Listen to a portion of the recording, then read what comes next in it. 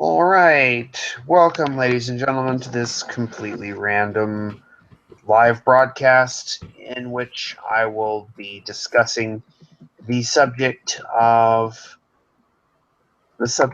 monarchism and the American Revolution with Fritz Imperial.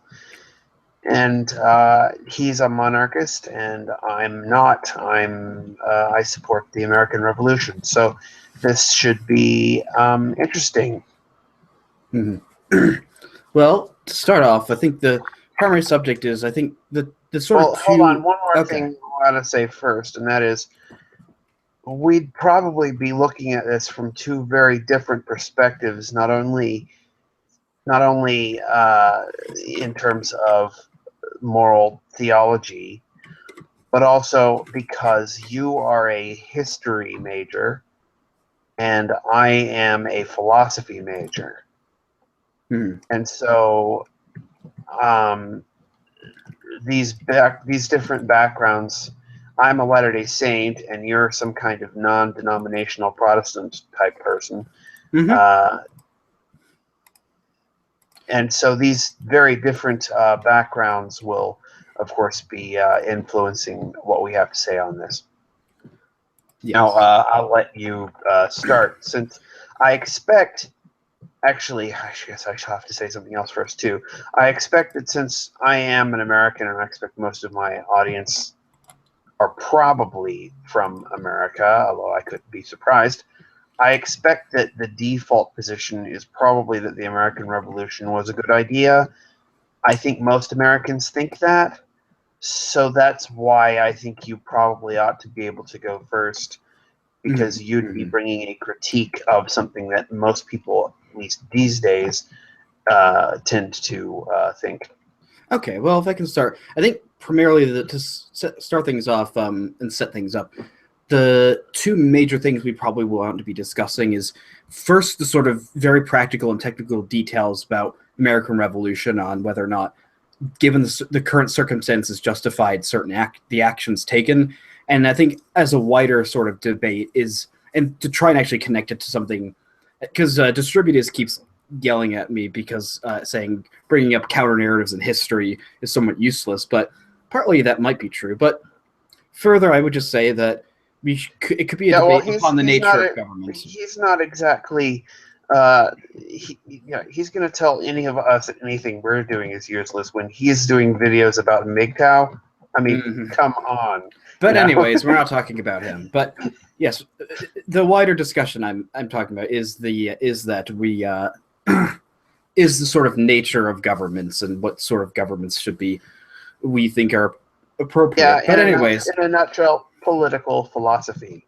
Yes. Anyways, to start off, my general critique of the American Revolution is that I think fundamentally my problem with it is I think the actions taken by the British government that were the sort of asserted sources of the American Revolution, i.e., the taxation without representation, were not actions that warranted the response that was undertaken.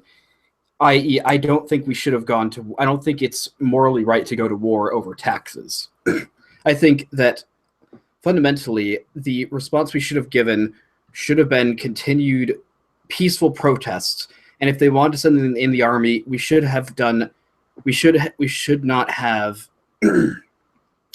reacted with violence. I think given enough peaceful protests, the British would have acquiesced. And secondly, I think, and on another point, is I think that the American government that was set up after the Revolution was clearly, if you look at it today, not able to prevent tyrannical governments from forming, and this government from becoming essentially a million times more tyrannical than anything they thought the British government could have done. And I think that had we not rebelled, we would have gotten a large degree of independence anyways. Slavery would have likely been abolished decades earlier, and not much different, except for there would have been a lot fewer wars and a lot less death. That's sort of my general position. I think we can sort of specify as we go back and forth. All right. And my position then is that the American Revolution was necessary, that it wasn't just about taxes, Mm-hmm. and that the whole history of the world was affected by it. And so I don't buy any of your predictions about what would have happened without the American Revolution. Well, actually, I actually agree with you that the American Revolution probably did have an impact on the rest of the world. I think it had a decidedly negative impact on the rest of the world, because if it is true that the American Revolution was in large part helped inspire the French Revolution, well, the French Revolution led to decades of millions of deaths and decades of suffering and war in Europe. All right, Fritz, but I really tried to button up until I let you finish stating your position, and you need to do the same thing when it's my turn, please. I thought you were finished. All right. Well, I was going to say, where was I? I was saying I think the American Revolution was necessary. You know what? I should have been taking notes. How about this? Can you restate your points, and I will try and write them down. Actually, Certainly. this time, I should have done that from the start. I'm going to open a Google Doc for this.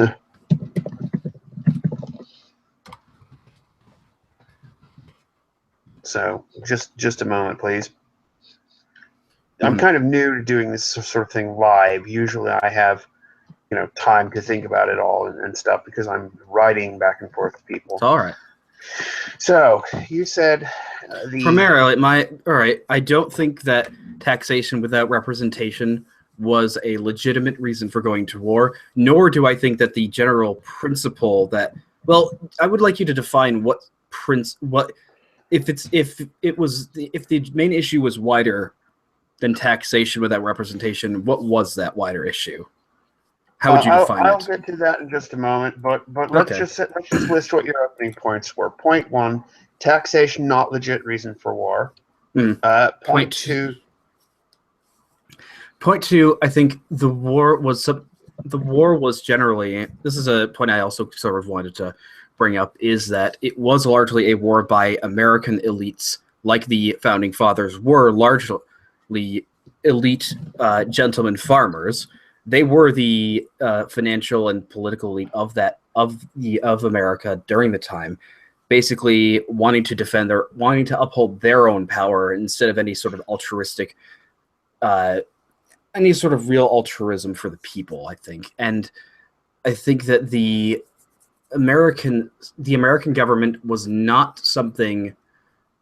The Constitution. Oh wait, that sounds like it's a point though by itself. Is yes. The war was led by elitists for their own personal interests. Elitists? Are you calling them plutocrats then, or? Yes, they are. Okay. I think they were plutocrats. By elitist plutocrats. All right. Point 3 then is the American government setup was not sufficient to prevent tyranny. All right. American government insufficient to prevent tyranny. And I think point 4 is that the effect of the American Revolution was decidedly negative upon the world. On the wider world. Yep. I think those are my 4 main points. All right. Excuse me, I'm not quite over my cold. That's fine. Okay. So then, in response to these, I will respond to each of these 4 points with what my counterclaim would be. Then, I would agree with your. I would agree with your moral evaluation that taxation by itself would not be a legit reason for war. However, I don't think that the taxation by itself was the only reason for the war, and so I think we'd have to discuss what I think the actual reasons for the war were, and how I think this issue of taxation was simply the straw that broke the camel's back, but it wasn't the camel. And so we have to look at the whole camel, not just the last straw. So I would say reasons for the war other than taxation. That would be my response to point one. Point two, the war was led by elitist plutocrats. In response to that, I'd have to say, are you a supporter of the British Empire or a flat-out Marxist? Because if you're a supporter of the British Empire, then the British Empire was definitely headed in a direction of plutocracy before the American Revolution. And if you're just a flat-out Marxist who just was to say bad because rich, then I don't see where you're coming from on that in terms of this. You were a monarchist, and I'm going, what? So yeah, I'm just that. I'm going to just write needs major clarification on point two, which you can get back to. Excuse me, wait, your turn again. Point three, the American government was insufficient to prevent tyranny. I might say that in history, every human institution fails in the end. I mean, every human institution fails eventually. So I think we need to get more specific that certainly, we need to be looking at what is the alternative and how would it have done better to avoid tyranny. So yeah, that let's just put what's the alternative as the response to that. Everything fails in the end. That's a point, and then what's the alternative? And then point four, the effect of the American Revolution on the wider world was decidedly negative. Now, this is where I have not just a sort of a counter argument, but a point that I've made many times before to others, usually against atheists, and I have a bit of a speech to make on that. And this is the idea here is, I think that there is a vast difference between the American Revolution and the French Revolution. I think there's a vast chasm separating the two that is much wider than the Atlantic. And in a nutshell, I could simply put it like this. The French Revolution wanted to get rid of God, while the American Revolution only wanted to get rid of George III. And that is a vast difference. You recall the French revolutionaries elected to throw out the Catholic religion and replace it with this absurd cult of reason, in which they had a woman dress up as the goddess of reason and be worshipped instead of there being an actual God. And I think that this attitude that was decidedly hostile to Christianity was something that made a major difference between how the American Revolution turned out and how the French Revolution turned out. I think that's what the French Revolution, having gotten rid of Christianity, got rid of a lot of the moral restraints on what it was doing, and so it got completely out of control. While the American Revolution, the founding fathers were very clear that religion, they may not have been the most absolutely devout Orthodox Christians, but they were very clear that religion was an absolute necessity to have a moral society, and that the society they envisioned for America absolutely would not work without the Christian religion. They were very clear on that point. And so I think this shows a vast difference in values between the American and French revolutions. They may not have been so very clear at the time that there was this vast difference, but I think in retrospect there was a vast difference. Okay.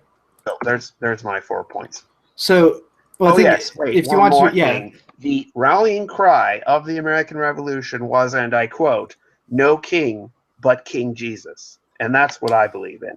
Mm-hmm.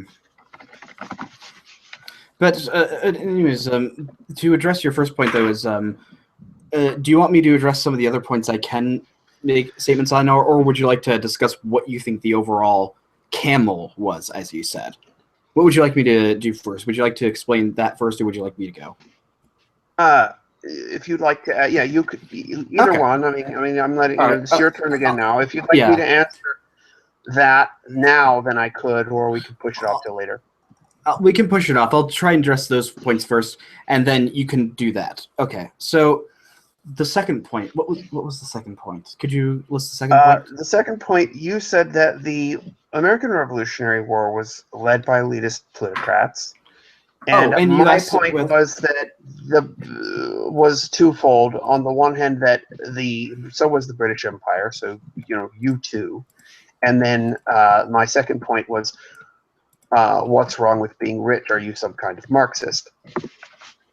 Well, here's what I would say is that my main point about that is, so essentially, if the British government, British Empire, was plutocratic, and if we could agree, if we can assert that the American founding fathers were largely plutocratic in the sense that they were generally coming from the class which was the most prominent and powerful in terms of economics and politics within American society at the time, then they were really not that much different from the British government. So a transition from the British government to the American government couldn't be essentially looked at as a transfer of life under one group of elites to another.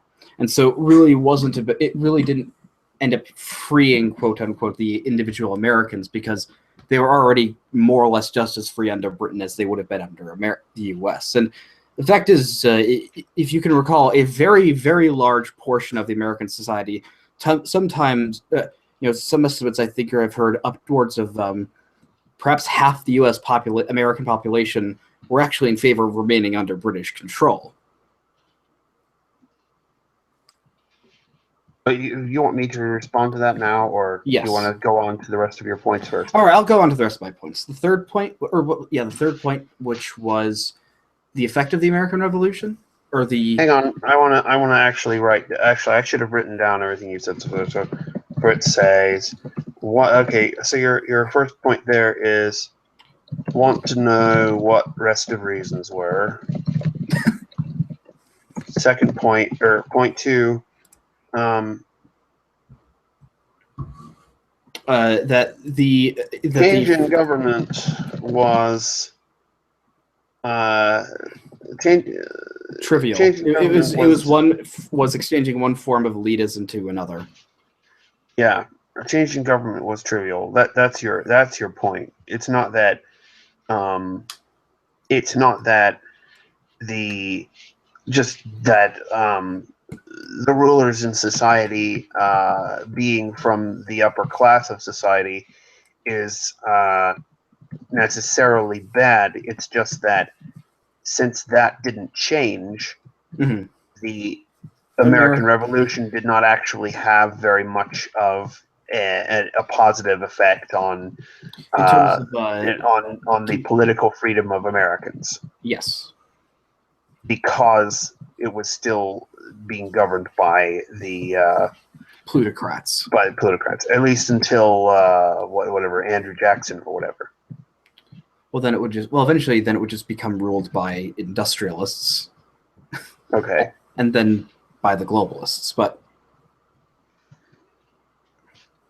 All right. So that was point two, and then we were going on to point three. You wanted my question to you on point three was, what is the alternative to the American government? Well, I think fundamentally, like me being a monarchist or whatever, at least being sympathetic towards monarchy, accepting it as a legitimate government, is a fundamental rejection of that Churchill quote that democracy is the worst form of government outside of everything else that's been tried. I fully actually have a far more optimistic look at structures of government throughout history because I've actually studied history, and that there are plenty of different governments that actually have worked out quite well. And as evidenced by the fact that monarchy is essentially the oldest system of government that's been in use in some form for thousands and thousands of years, are stretching to the earliest civilizations. Clearly it is effective, or it wouldn't be. It is effective in some capacity, or it wouldn't be used. Secondly, what Aristotle spoke of about governments is that different cultures seem to be conducive to different sorts of governments. That certain peoples. I didn't say anything. That certain peoples will be receptive to certain types of government, and so he didn't throw out the idea of having republics, but he didn't throw out the idea of having a monarchy either. And I think that the system of government of a monarchy, depending on what, and certainly there's no one system of monarchy, but I think a system that is under the control of a monarch is not going to inherently be less free or worse off than if it's in the hands of a republic. If you actually look at the history of mankind, monarchies have proven themselves over and over again to be remarkably far more stable and far less prone to collapsing into tyranny than republics have. Like, I think up to this date, nearly every major republic has become a dictatorship, or has at least the state has become far more invasive than the original aims would have been, and monarchies tend to be far more stable. I mean, the British monarchy has existed for well over 1,000 years. The Japanese monarchy has existed for over 2,600 years. Yet the American Republic is 240 years old. And if the founding fathers could see how it was structured today, they would be terrified and horrified by what they would have absolutely considered massive amounts of tyranny. The French Republic completely collapsed 2 years after it was formed. Then in the Revolution of 1848, they did the exact same thing, where they overthrew the reinstalled king, formed a republic, and Napoleon's nephew took over and became emperor. The German Republic proclaimed after the Treaty of Versailles. Of course, we all know how that turned out. Most republics across, and if you look at the Arab Spring during the past few years, not one single monarchy was actually had massive demonstrations. Yet nearly every republic in the Middle East actually did have a revolution.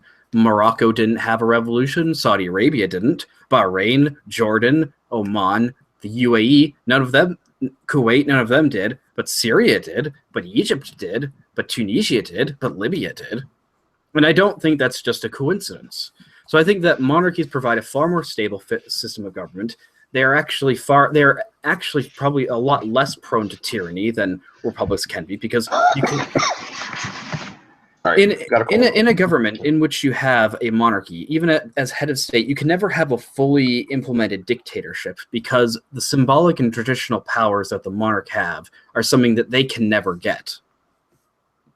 So that's why I think a monarchy, a kingdom, is an effective, and I think you could argue could be a more effective system of government than the American Republic. Okay.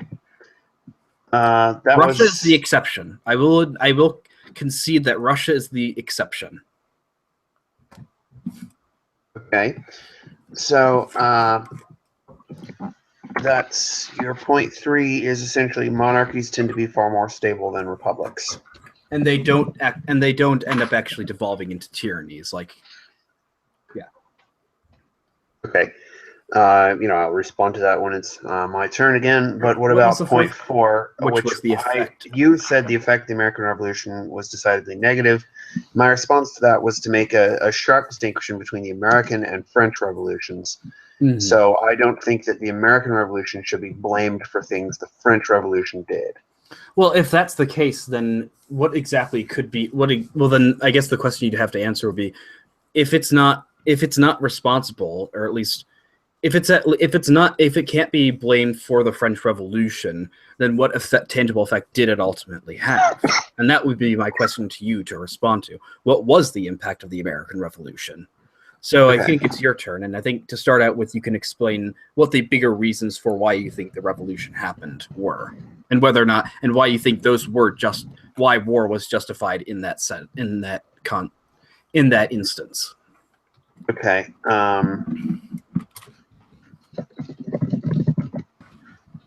Right. I'm just putting who says what, in my notes here, so we don't get mixed up who said what. All right. So you want to know what the actual reasons for the American Revolution are? All right. I would want to bring up the Declaration of Independence, which has a big, long list of them. Mm-hmm. I mean, if you've read the Declaration of Independence. One of my ancestors signed it. Yeah. But, so, go ahead. Well, yeah, the. I mean, this is. They make a long list of all the things that are wrong with what George III and Parliament have been doing, and each one of those did happen, at least to some degree, and went through a long process of revision, in which anything that was too over the top got cut out.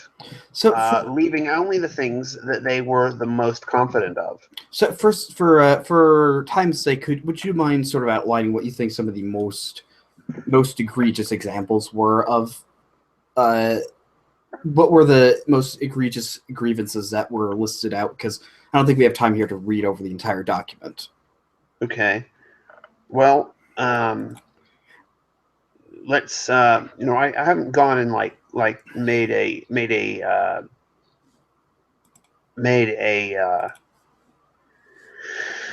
I should have prepared a summary of the list of things in the Declaration of Independence, but it starts with the problems with making good laws for America, and how this was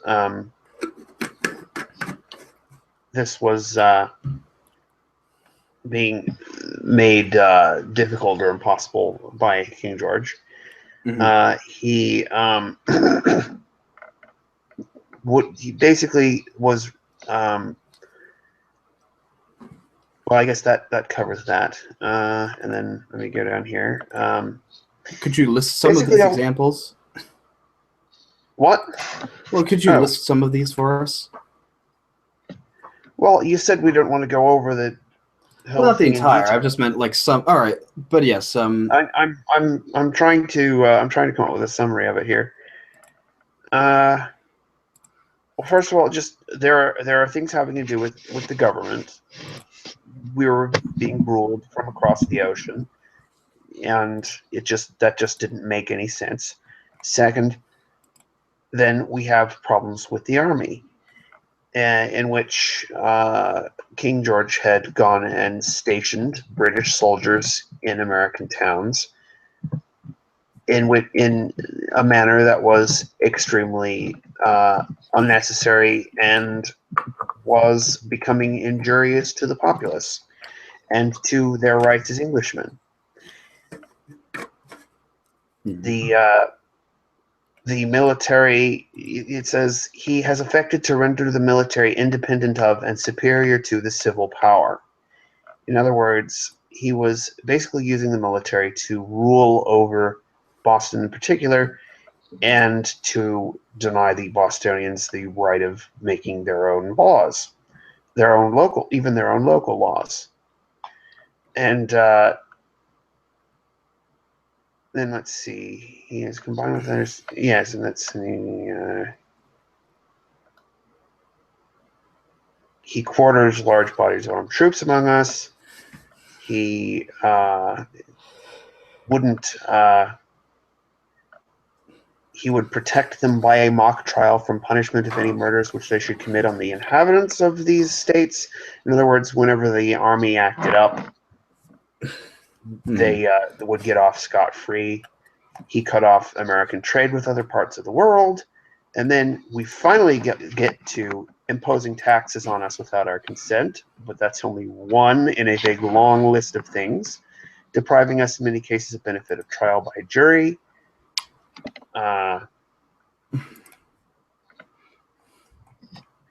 This is another way of saying that he's started making laws arbitrarily, taking away the charters, which is for Americans was a lot like taking away the Magna Carta would be for Englishmen back in England. Mm-hmm. The charter was the colonial charters were, contained promises made by the king to the colonists. And if he just starts arbitrarily taking those back, then we can't trust any promises he makes. Mm-hmm. And then he has plundered our seas, ravaged our coasts, burned our towns, and destroyed the lives of our people. He sent foreign mercenaries against us. This is just another way of saying we've the same problem with the sending troops. Here we go. He has constrained our fellow citizens, taken captive on the high seas, to bear arms against their country, to become the executioners of their friends and brethren, or to fall themselves by their hands. He's here referring to the practice of press gangs, in which the British Navy would dock near to, or not, I guess not dock, just lay down anchor near to an American town, and secretly send sailors into the town to capture young men, bash them over the head so that they'll be unconscious, drag them back to ship, and basically press them into the British Navy, and so that and be out to sea before they wake up, and say you're in the British Navy now, and in a completely not by means of an ordered draft, which I understand governments sometimes have to conscript soldiers, but you do it in a manner that is prescribed by law. If you just start, randomly picking people up off the streets and pressing them into the military, that's obviously completely against the having an ordered civil government. And then let's see, it keeps on. Oh yeah, he allied with the Indians against the settlers. All right, that happened, but that was just part of prosecuting the war, of course. And yes, in every stage of these oppressions, we have petitioned for redress in the most humble terms. Our repeated petitions have been answered only by repeated injury. In other words, this is important because one of the rights of the American colonists as Englishmen was to petition the king, and their petitions would not be heard. Mm-hmm. They petitioned the king many, many times, and the petitions were not heard. And it was only once the British were losing the war that they finally started to hear some of those old petitions.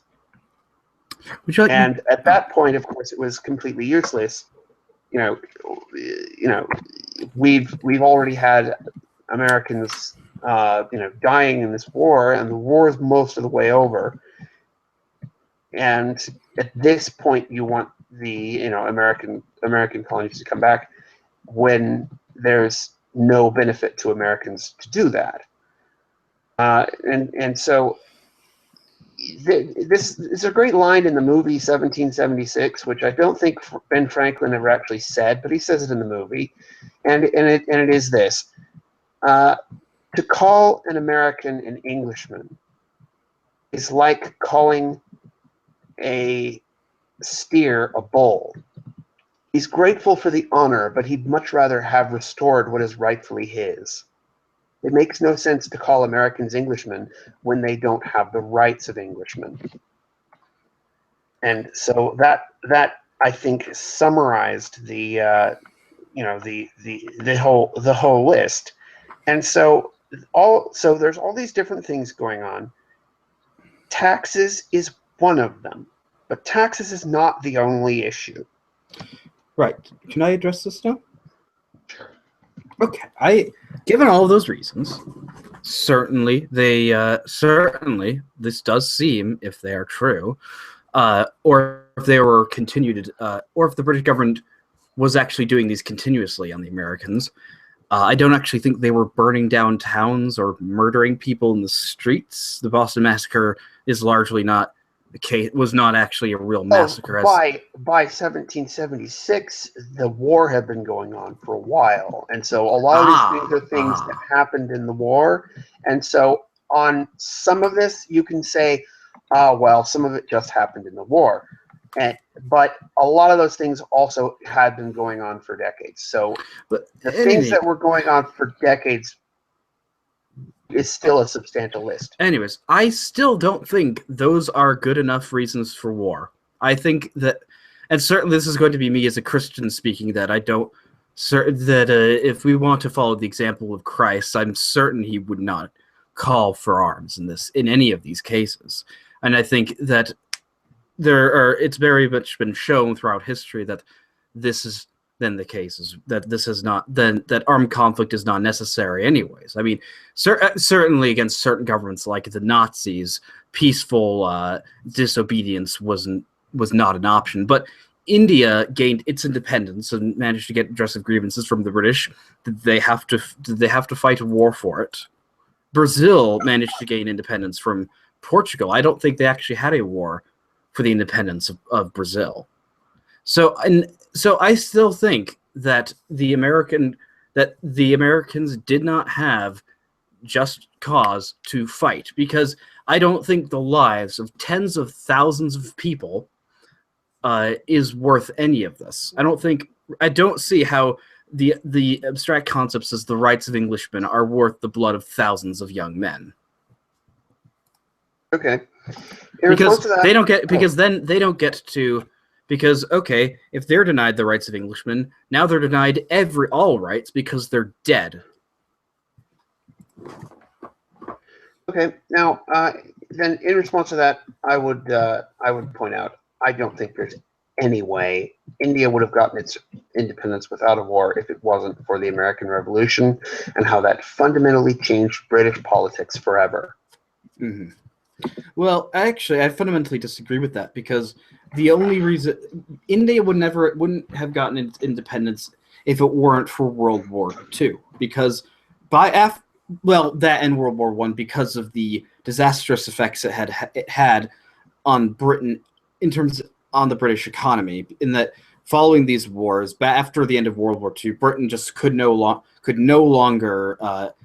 was no longer financially benefiting from colonies, and it could no longer reasonably hold on to those colonies. But I think it could be without those wars.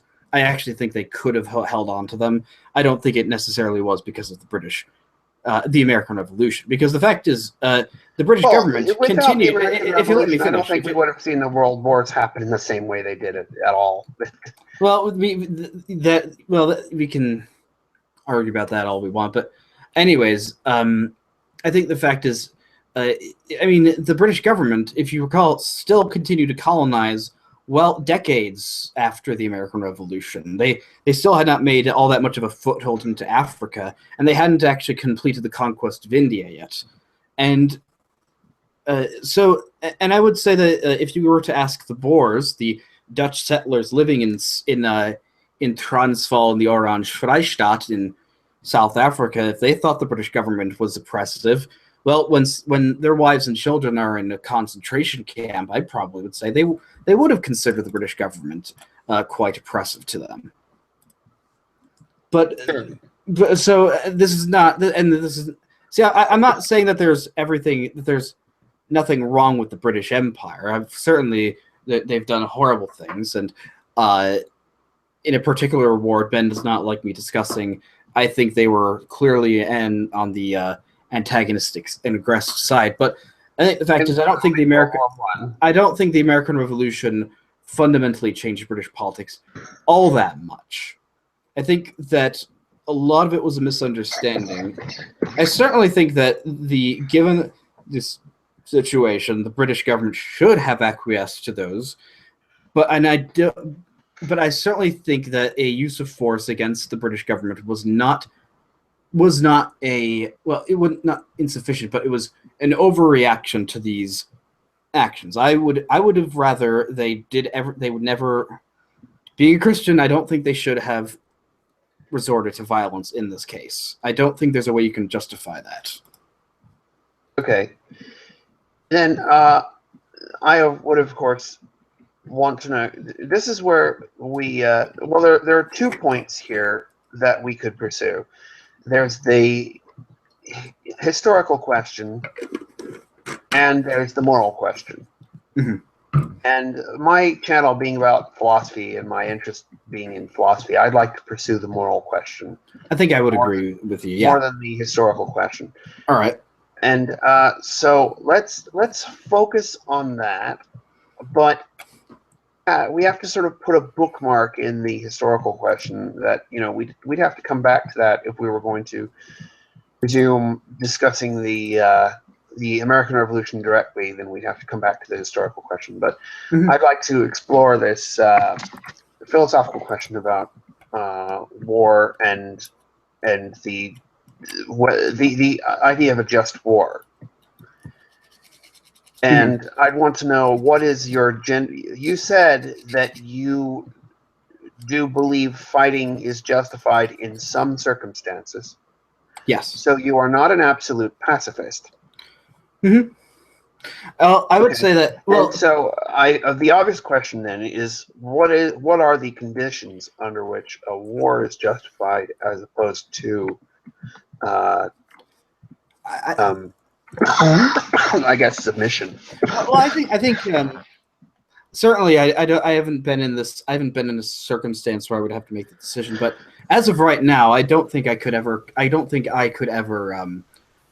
bring myself to take another human being's life. I certainly think there are instances I think that all killing is in some way immoral. I just think that in certain cases it is the less immoral option. And anyway, when it comes to war, I think that for me, certain cases in which war is justified is, number one, when your nation is directly attacked by another nation. So hold on. Let's write this down. When Fritz says, hello? Yes. Somebody's. All right, write them down. It's fine. Okay. When Fritz says war is justified. Okay. So the first condition is when your nation what? When your nation is directly attacked or invaded by another. Okay. When a government or invading nation, when a government in power is actively seeking to actively killing or trampling on the basic human rights of the citizens. Okay. And third, if there is a genocide going on.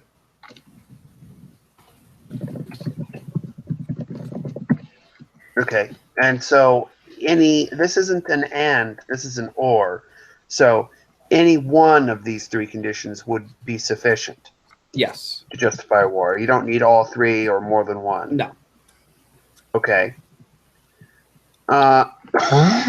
Excuse me. Well, I could then let's look at these. Well, first I might say about whether you'd personally be prepared to take a life or not. The philosophical question is whether it would be morally justifiable to do so or not. Not the question of whether you would personally have the guts to do it or not. That's a question of psychology, and it's there's not going to be a definitive answer until you're in the situation, and so that's not something philosophers tend to look at. Philosophers look at the abstract question of whether it would be morally justified to do it or not, more than not really the psychological question of whether you could. That's I think not entirely, but mostly beyond the purview of philosophy. So, focusing on the actual philosophy aspects, we'd be looking at whether war would be justified or not. And let's assume that let's just assume that you're correct. I'm not really taking a position either way on whether you're correct in these criteria or not. But let's just assume, for the sake of argument, that you're correct. This raises, several questions. Let's look at your first criteria. The first criteria was when your nation is directly attacked or invaded by another. Now, of course, since we're discussing the American Revolution, then the question is, what gets to count as a nation? Yes. I think that's a fair point. Americans would claim that there is an American nation and it is being directly attacked or invaded by the British nation. Half of them would. Well, when I said the Americans, I would mean the Americans as opposed to the Loyalists. So they aren't American. Oh, so okay. Well, that's sort of the thing, isn't it? Is that a nation's made up of people, and so the 13 colonies at the time were composed of people of a largely divided populace, and it's simply, and when I think of people saying the Americans, I'm just thinking of the patriot or of the separatist government formed under the founding with the Continental Congress and Continental Army and whatnot. But the fact is that I think that throws that is a major problem that the people, those upholding the idea of the American Revolution, would have to answer for is what about the fact that about half the country didn't opposed separation from Britain. So half the country is stating that America is not an independent nation. And even the fact is the earliest fighting in the Revolution, for the year of fighting before the Declaration of Independence, the original purpose of fighting wasn't to separate from Britain, but was to force them to address the grievances. Yes, the path of fighting for independence was only chosen once. Yeah. Once the Americans believed that the possibility, every effort was made to get the British government to start to redress some of these grievances, and they tried everything. I mean, they from their perspective, they'd tried everything. Now, I might say, Fritz, I guess going back out of philosophy and back into history for a moment here, mm-hmm. I'd like to just ask, as a matter of just as a matter of historical fact, how did the Americans win? Well, they got a foreign absolute monarchy to help them. So it was only because of the French that the Americans won. Yes. Okay. I would disagree with that, because I don't think the French would have joined if the French didn't believe the Americans were already winning. And I think the French were correct in that assessment that the Americans were already winning.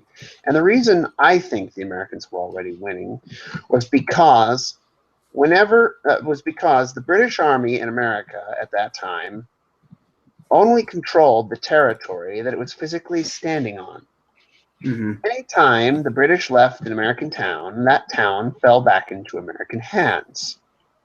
Because for the most part, the American people actually, at least by the time, by maybe not in 1776, you could argue whether in 76 this was the case or not.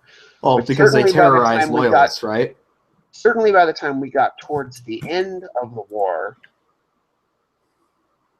there was a largely overwhelming support of the American project, I suppose you could call it, from the populace. Well, I think if you could say massive numbers of people ended up moving to Canada or whatever, I'd say maybe all right, but I don't think that I think you are somewhat overstating the how divided the populace was, at least by the time we got to late in the war.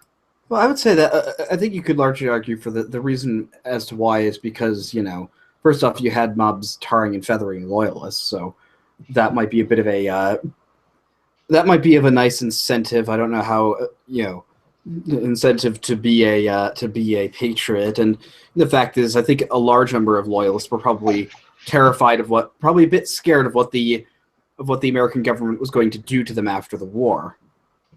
But I would still argue that yes, I acknowledge that this was a thing. Mm-hmm. And I think furthermore is with the fact that the Americans were winning, quote unquote winning, is that I still think that. So what was the battle called? It wasn't Monmouth. It was the battle that essentially was used as the example that the Americans could win the war. I think it is the Battle of. I actually live near there. It's Saratoga, Battle of Saratoga.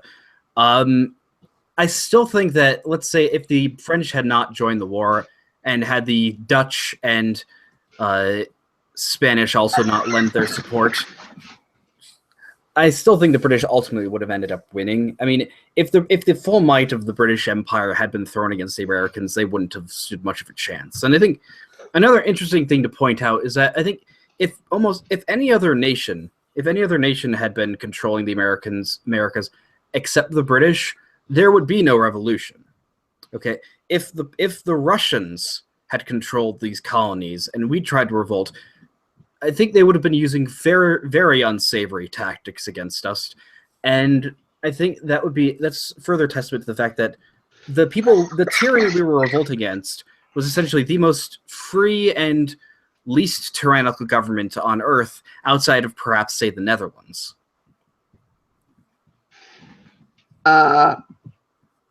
Well, that's sort of several things to talk about there.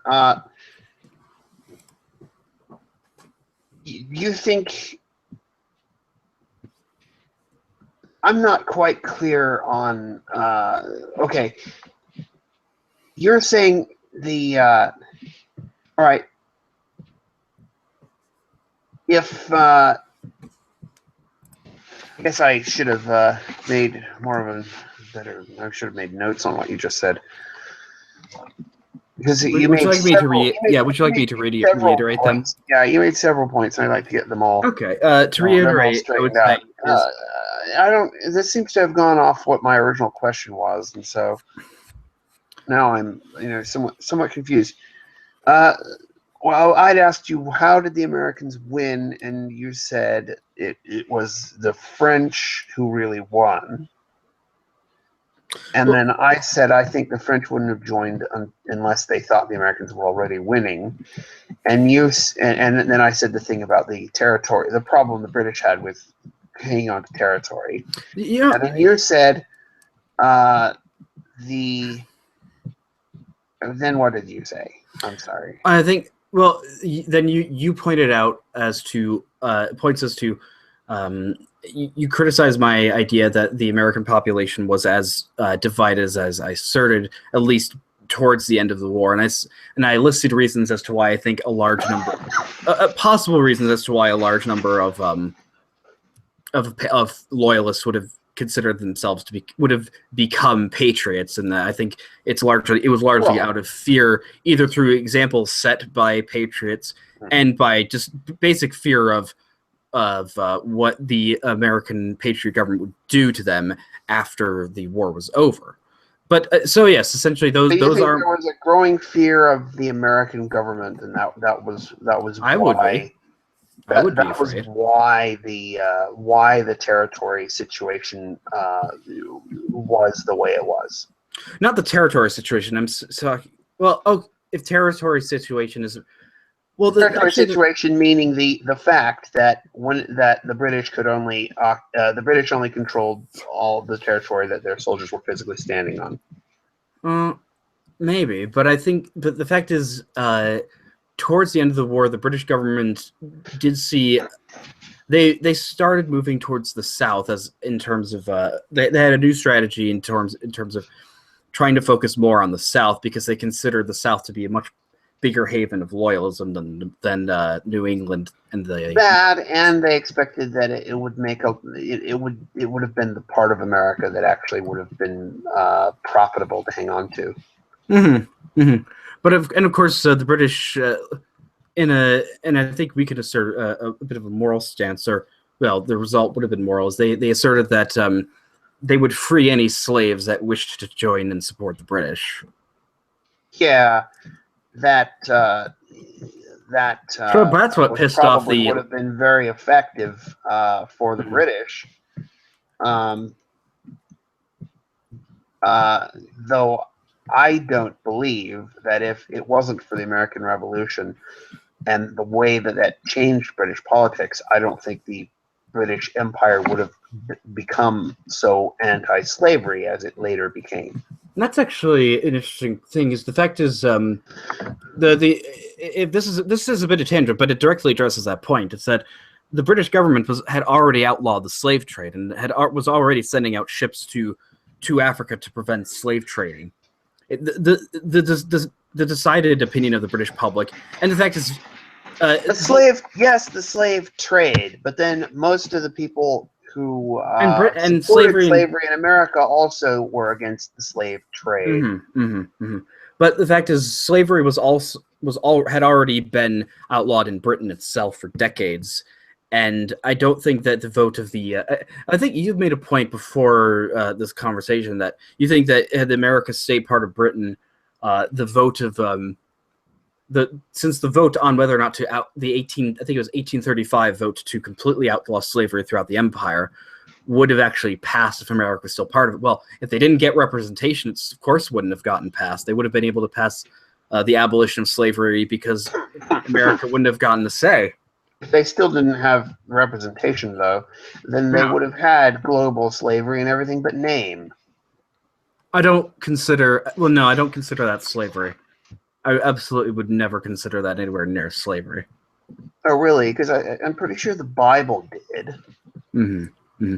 I mean, where in the Bible when you have a foreign power that occupies you and tells you what all of the laws are going to be, and you have no voice whatsoever in making the laws for your own people. Speaking of the law, you're in bondage. The Bible calls that being in bondage. It's what happens. Speaking of the law, it seems the coppers are after you. Oh, I live in a big city. But anyways, well, in the Bible, if we're going to talk about the Bible,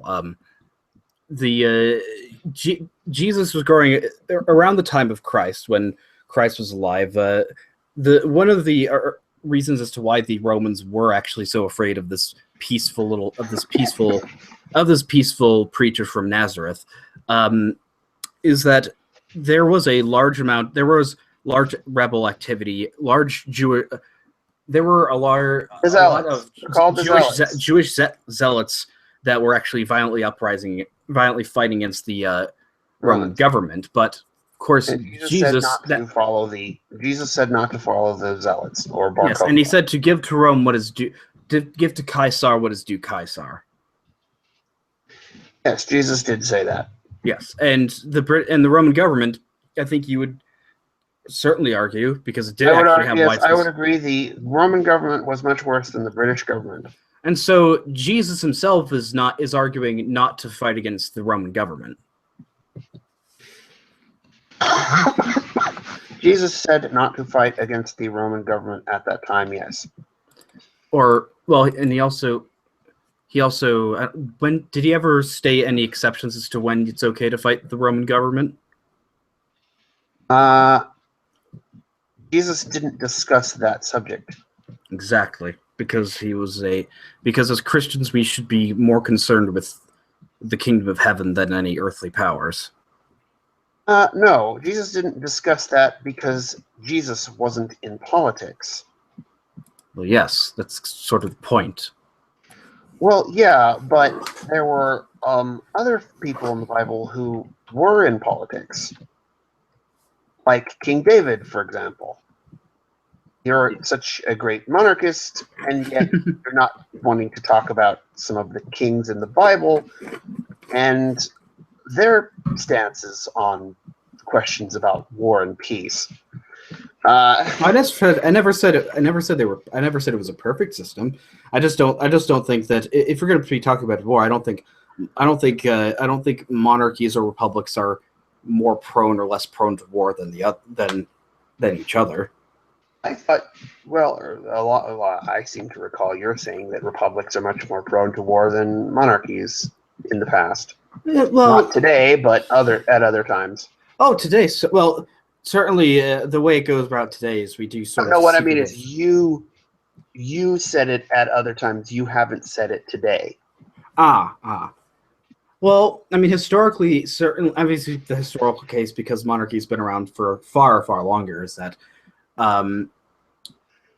because monarchy's been around for much longer, obviously there have been more wars in aggregate. But if we're going to talk about the average numbers of wars, the problem gets very tricky when you're talking about history, because obviously with cultural and technological and economic change, it's very hard to it seems that it could be very hard to assert that. But I will say this, that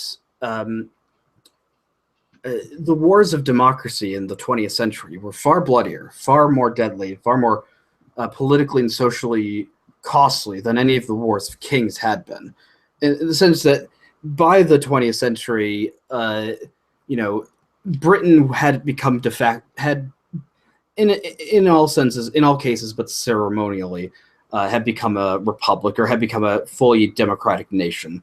The king had almost zero power. And the fact is, the monarchy at the time, one of the monarchies that actually did have power at the time, i.e., Germany, had been a country at peace for over 40 years, had not involved itself in any major wars. But I think we're getting off topic. If we want to go back to the American? Well, I'm not talking about this whole thing about from the Bible, though. I didn't actually completely address that. I might say Jesus made specific statements about the specific conflict with the Romans, and there are historical reasons. What would have, in Jesus' own time, been prophetic reasons, since they were things that hadn't happened yet. Before that, you know how the Bar Kokhba rebellion turned out. Mm-hmm. Jesus was essentially prophesying, saying to stay far, far away from that, and because that's what was going to happen. Mm-hmm.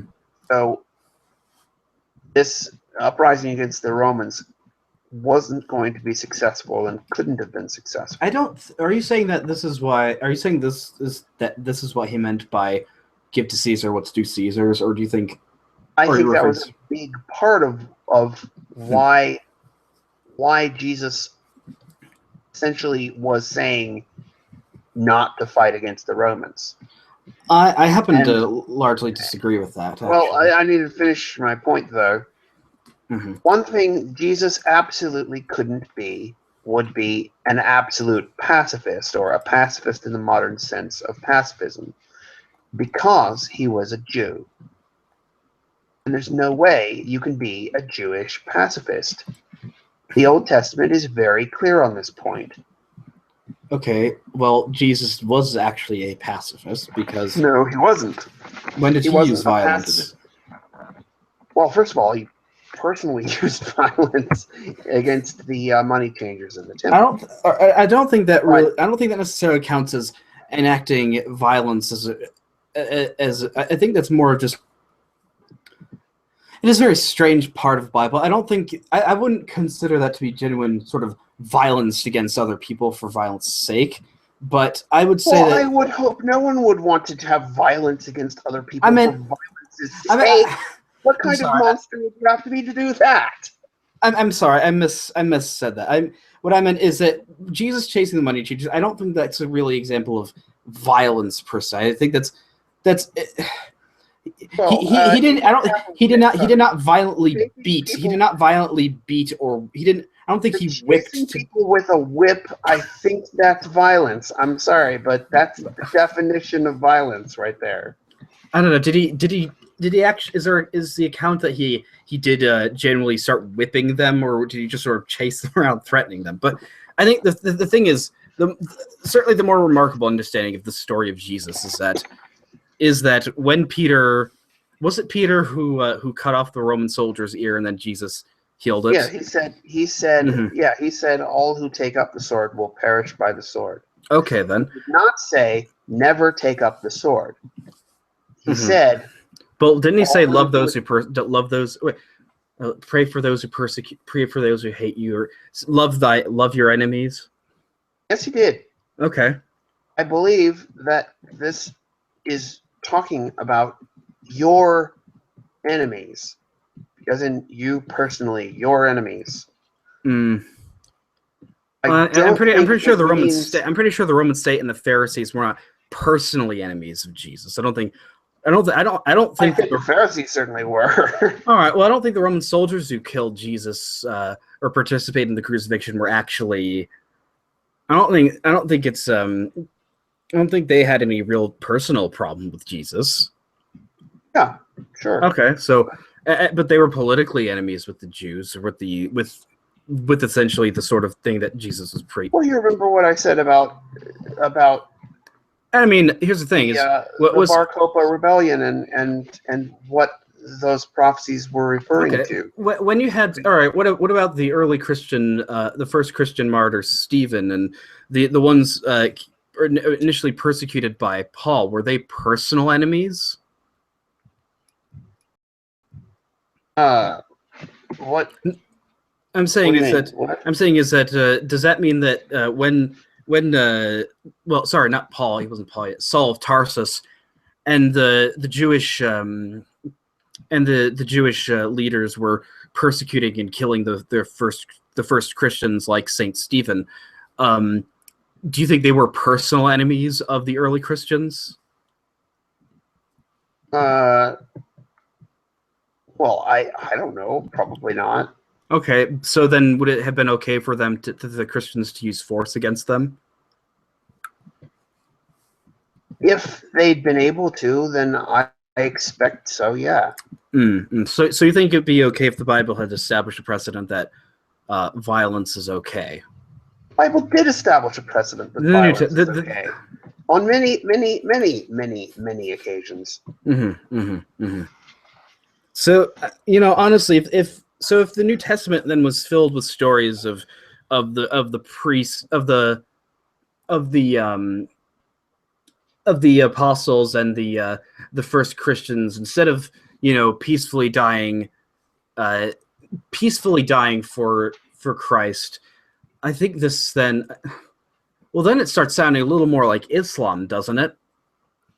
I mean, what kind of narrative? What kind of bloody narrative is that? It's like, okay, so here's the thing: you're trying to derive from a bunch of examples in the Bible. A general rule that war is always. I'm not just talking about war. I'm talking about violence. Right. Yeah. Violence is always wrong. No. A bunch of examples of people, doing stuff in the New Testament where like Jesus. Yeah, I'm saying this from the fact that Jesus submitted to Pontius Pilate, right? You're going to derive the rule that we should always do whatever any king says because they said it because they're the king. No. And that Caesar can do no wrong. That is not what Jesus actually said. I don't think that's what Jesus said. The fact is, I think didn't he say whoever should leave his life for me shall have it? Or I think that if a king like happened, what was the king what was the Old Testament story where the three Hebrews were being told to bow down to an idol and they refused to. Yes, that was part of the episode of VeggieTales. Ratchak and whatever his name. And Abednego. Yes, so that's the story of them that's the story of them refusing to bow down and do what the king says because it goes against. Yeah, but that's from the Old Testament, remember? And so they did not violently. Testament, right? Did they act violently against that king? No. No. No, of course not. Okay. I'm saying this. I think this is generally a fairly clear sort of Christian understanding that we should, that if people wanted to, that if people are persecuting us, that we shouldn't, that we should generally try and turn the other cheek, that we should be willing to die for Jesus. But I don't think it's generally all that justified to start killing indiscriminately to start killing for him. And a lot, I think the way I look at it is this. I think we should try and emulate Jesus as much as we can. And what did Jesus do? He did not kill anybody. He was willing to die. He died at the hands of people who hated him. I think we should be willing to die for him as well. And we should we should not kill people. I think we should be willing to sacrifice our lives for Christ. That's what I feel like as a Christian. And I think generally, violence does generally beget more violence. I think that if you're going to be talking about the realm of politics, because remember, it does get messy and complicated, the fact that there's a big difference between these small early Christian communities worshiping in secret in the catacombs of Rome and actually trying to conduct foreign policy whilst being a Christian. And I think in that case, we should understand that all wars are bad, all killing is bad, but there are certain circumstances in which we will have to understand that the world being as it is, certain actions have to be taken that aren't completely in line with what Jesus taught, because we are not in that circumstance, and that certain things are all wars immoral, but certain times going to war is less immoral, and it doesn't translate very easily into less immoral than what? Than not going to war? It's like, all right, in let's say this circumstance. Let's say this. Like the way I view the atomic bombing of Hiroshima and Nagasaki. Can you just answer that question? You said sometimes going to war is less immoral. I want to know, less immoral than not going to war, or less immoral than going to war at other times? Less immoral Both. than what? Both.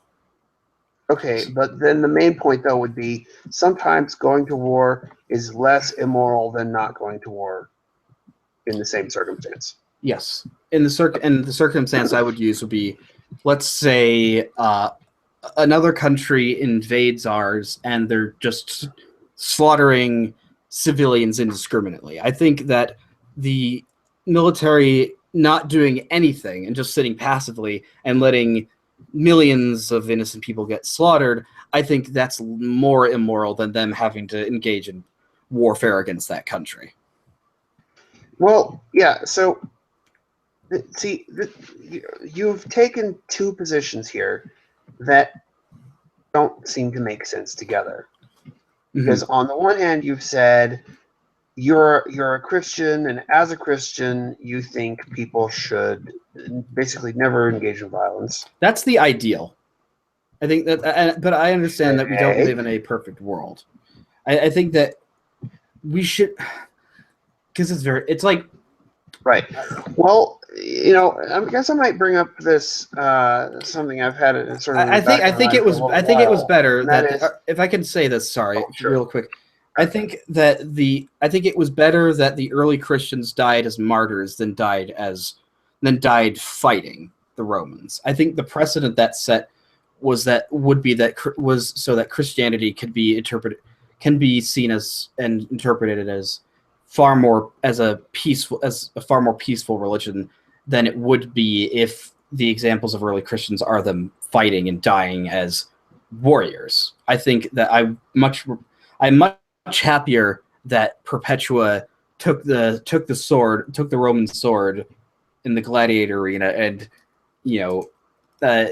killed herself with it rather than killed other people. Okay. I'm not familiar with the story of Perpetua. It's a short story. It's that she was a Christian woman who was sent to the gladiator arena, but every time they sent out the animals refused to kill her.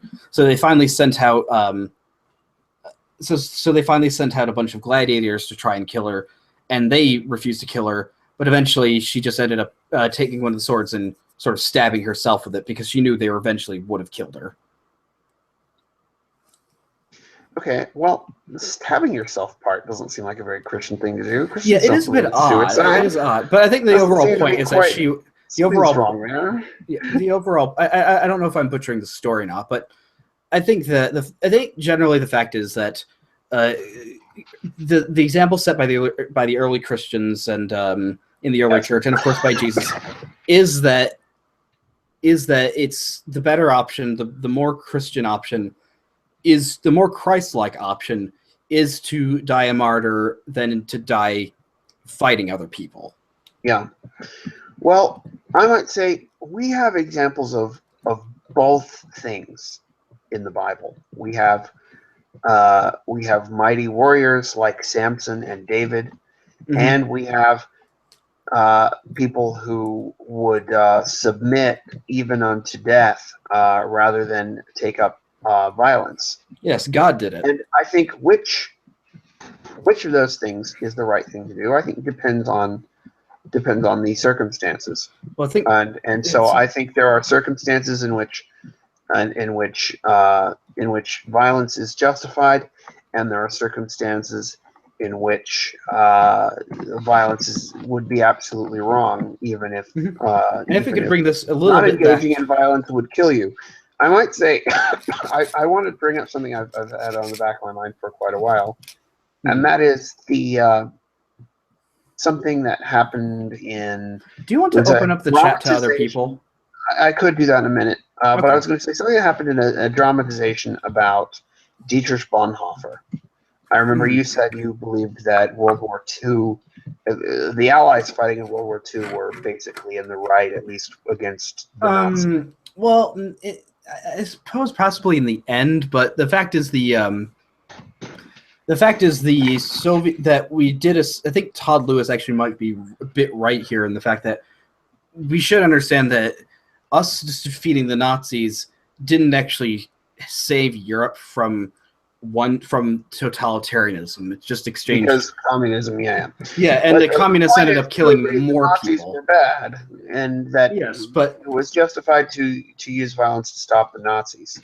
Yeah, well, actually, even that is suspect because of the fact that I don't think that the Allied bombing of Germany and Japan was actually justified. Germany, okay, but still, to stop the Nazis, generally speaking, violence was justifiable to stop the Nazis, even if not every instance of it was justified. It was justified on a basic level to use violence to stop the Nazis. I mean, I suppose in the end, probably. I mean, yeah, what better way to stop a violent regime than with violence, right? I was going to bring up something from a dramatization about Dietrich Bonhoeffer. You know who that was? Yes, I know who he was. Yeah, other than C.S. Lewis, Bonhoeffer would probably be the most influential theologian of the 20th century. And he didn't just do theology; he was also involved in a plot to assassinate Hitler. Mm-hmm. And in the drama, someone asks him. When he's completely exhausted all of the opportunities to fight the Nazis through means of the law and public opinion and so forth, someone asks him, all right, well, he's just, what do we do next? And a friend of his asks him, well, what do you think about that passage in the Gospels where Jesus says, all who take up the sword will perish by the sword?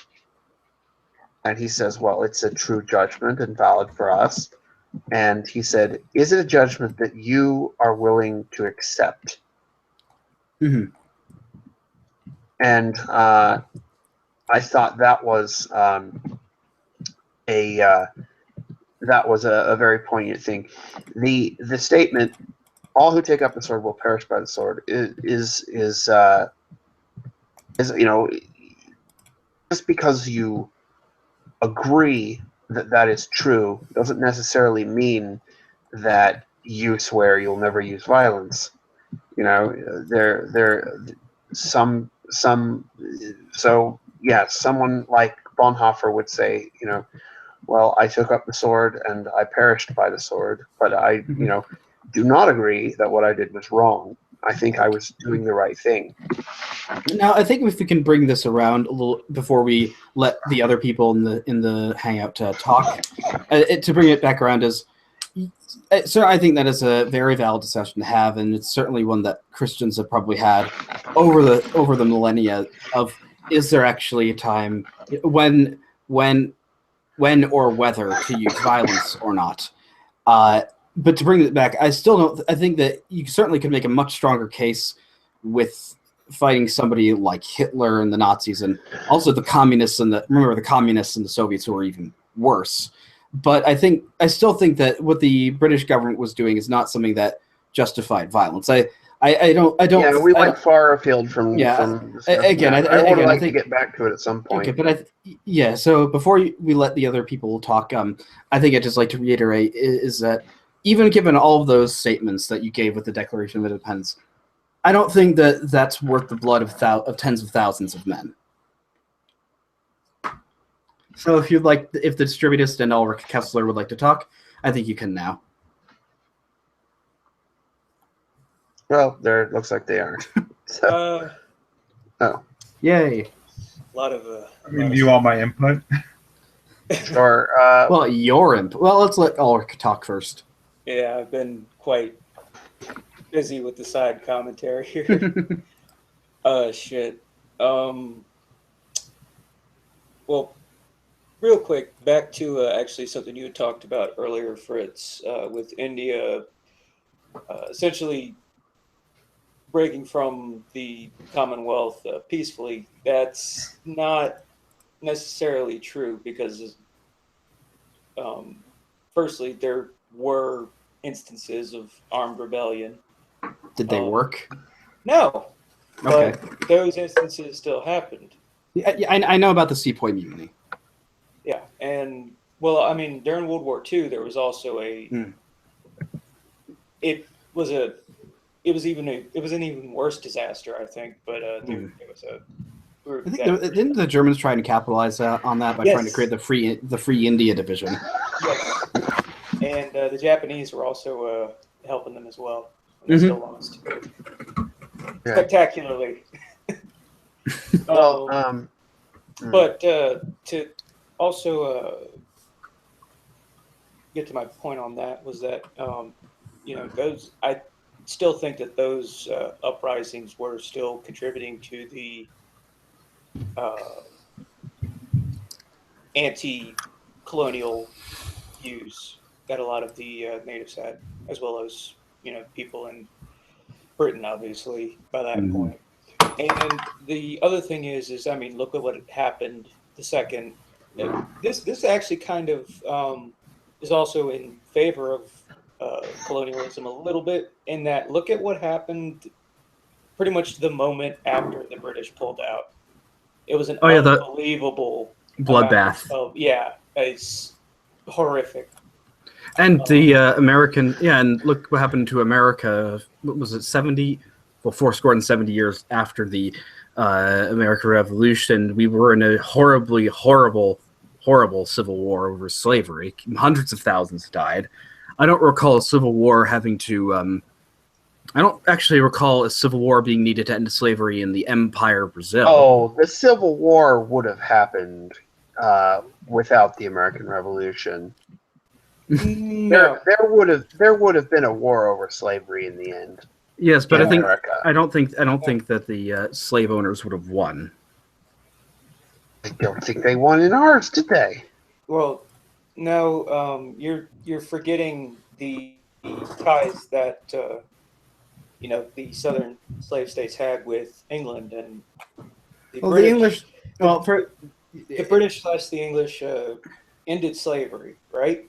Before the U.S., and they did so peacefully. Now, what if the U.S. had been part of the British Empire? I guess Commonwealth Empire or whatever at the time. Well, would it have ended? I don't think so. Well, I think so, yes, but also that there is some credence to that because of how profitable it was.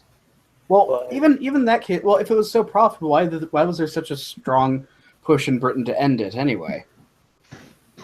Because they were not directly profiting from it. Yes, they were. The landowners were the ones directly profiting from it. The slave trade was what the British. Well, even the Confederates wanted to abolish the slave trade. Even Yeah, the Confederates actually wanted to abolish slave. But apparently, by the end of the war, they were actually considering. They actually were planning on abolishing slavery. Yeah, they've been wanting to do it for a while. The question was how. Yeah. There was a big How- fear how to do it. of a violent backlash from the former slaves against the whites that you saw. Yeah. Well, that happened in Haiti.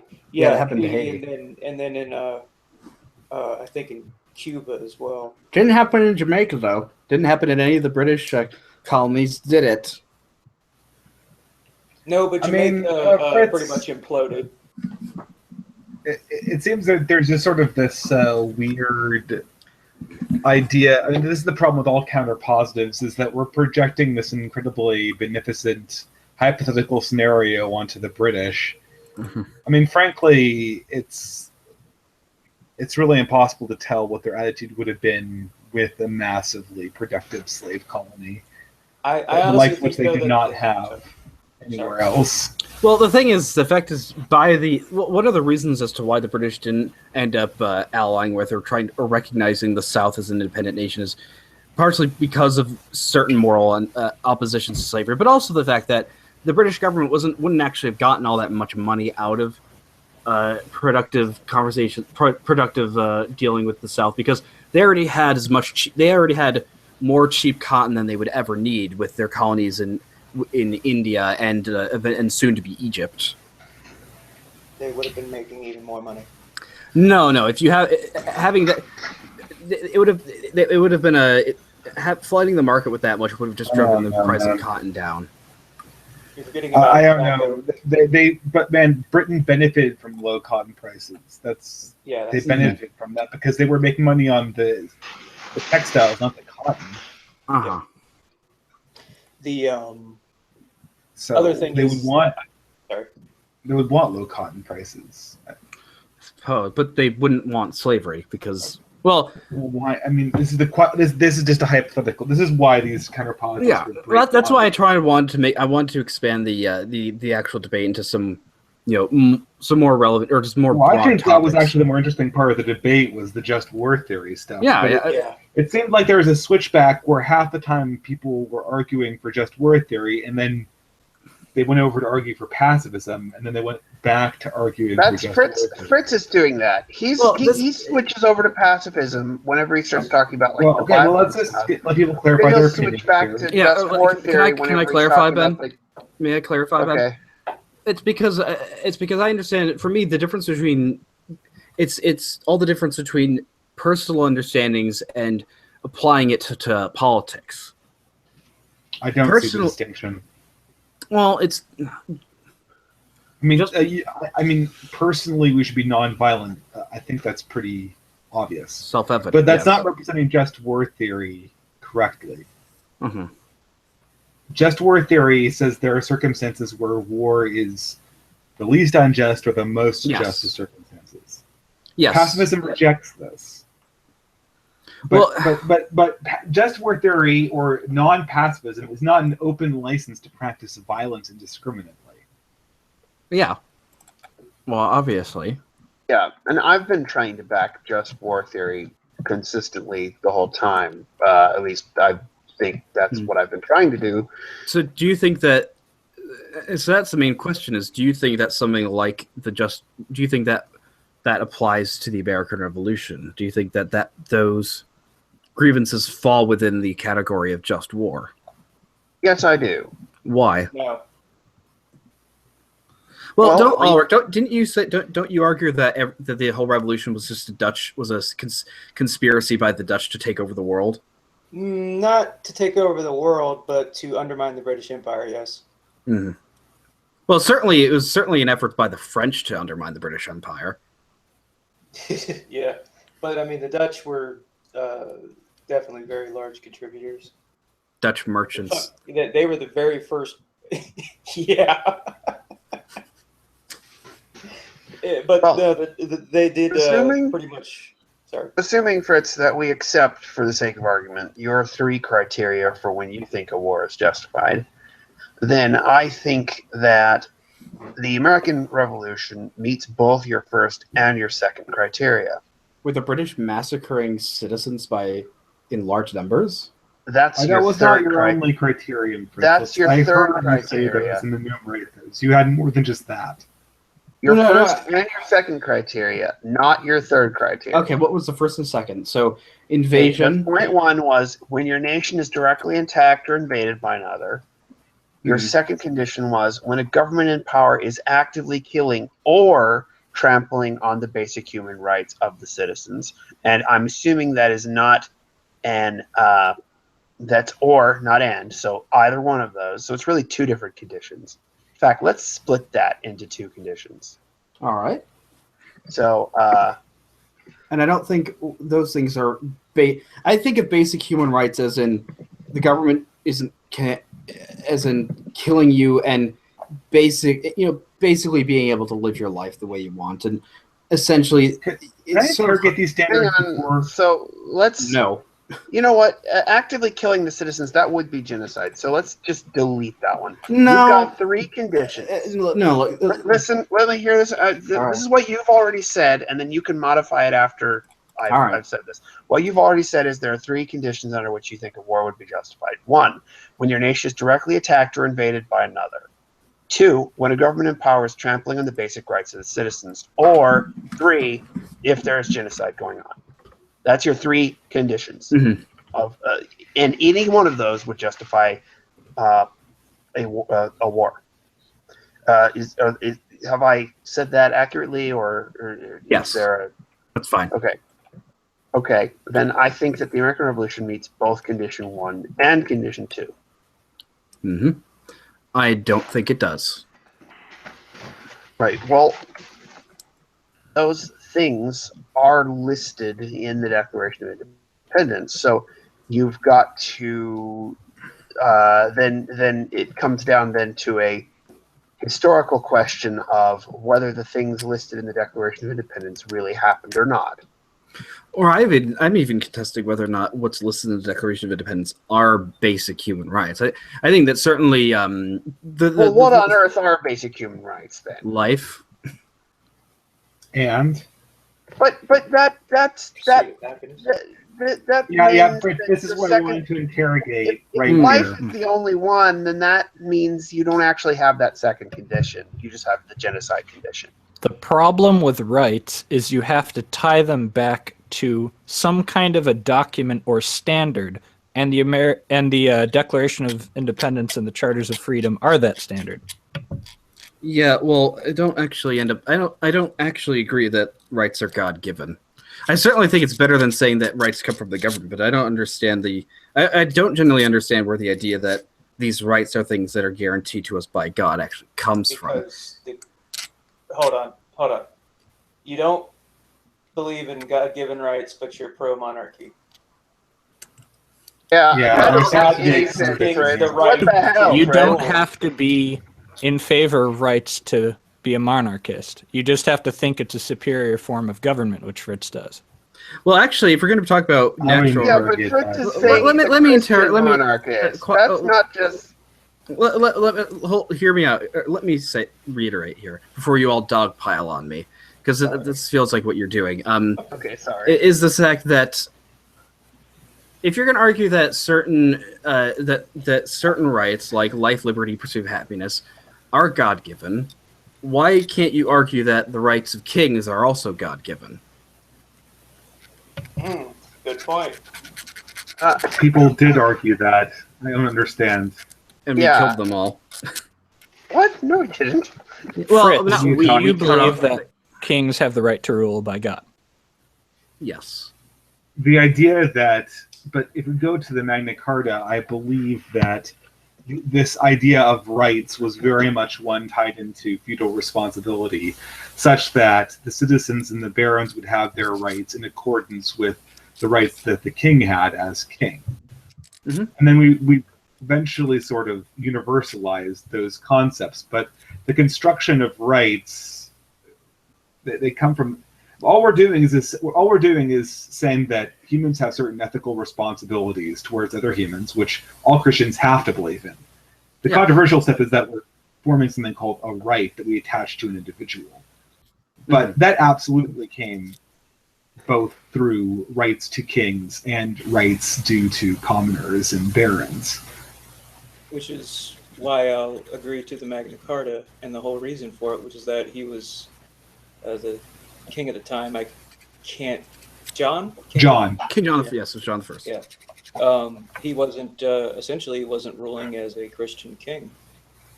I think that the Christian king would be, aware of these things, but apparently not, so they had to go and, get it in writing, I suppose. I think, because I'm still a bit confused as to what we're arguing over now, if we're about the ideas of rights, and I'm generally trying to figure out my positions on these myself, so I can... Fritz, you kind of threw it off by saying that kings have the right to rule. I thought you were arguing from the position that monarchies are better structures of government. Well, it can do. So you're actually arguing that they do have rights. Where do you get that basis from? Like what kind of document, or where does that come from? Is that just how you feel, or what? Where does the rights for other people's what document does the other people's rights come from? Well, most modern day Americans would point to the Charters of Freedom. You mean the Constitution? Yeah. Well, hang on though. Fritz is if Fritz is going to argue for the divine right of kings, then he's arguing a very old and well-established idea. Sure. But if he's instead going to go for the more practical notion that monarchies are good because they're stable. Well, are these things necessarily? That is. Then you'd have to ask who says and all that sort of thing. But if he's just saying, "I believe in divine right of kings," you don't have to go, who says to that, as if that was some new idea of Fritz's. Well, I don't think I agree with that. that. I don't think the two ideas. Here's the thing: I don't think the two ideas are actually mutually exclusive. I can certainly believe that there are. I can certainly entertain the idea that God essentially appoints kings through birth, and that because if this is a system that is ultimately derived from God, then this is going to be a government which is fairly effective. Sure, but which one of those is your reason, though? Can that be both? No. What's your primary reason? I think. Well, it's primarily the latter. I think generally if it's established by God, then it doesn't matter whether it's the best. Whether it could be ineffective and or not. but it's It could be established. ineffective and horrible. It wouldn't matter because it's established by God. So the consequences don't matter. But if you're going to say the consequences matter, then it's not really established by God, is it? Well, hang on. Just because a monarch is established by God doesn't necessarily mean that if the monarchy is ineffective, it cannot be basically made to work. Let me clarify. What I think, or what I mean by that kings have the right to rule by God is the sense that monarchies typically are given the right to rule through birth, through the line of succession. Now, God, being God, knows who all of us are before we are born. Psalm 193, I think, says that. Sure. Where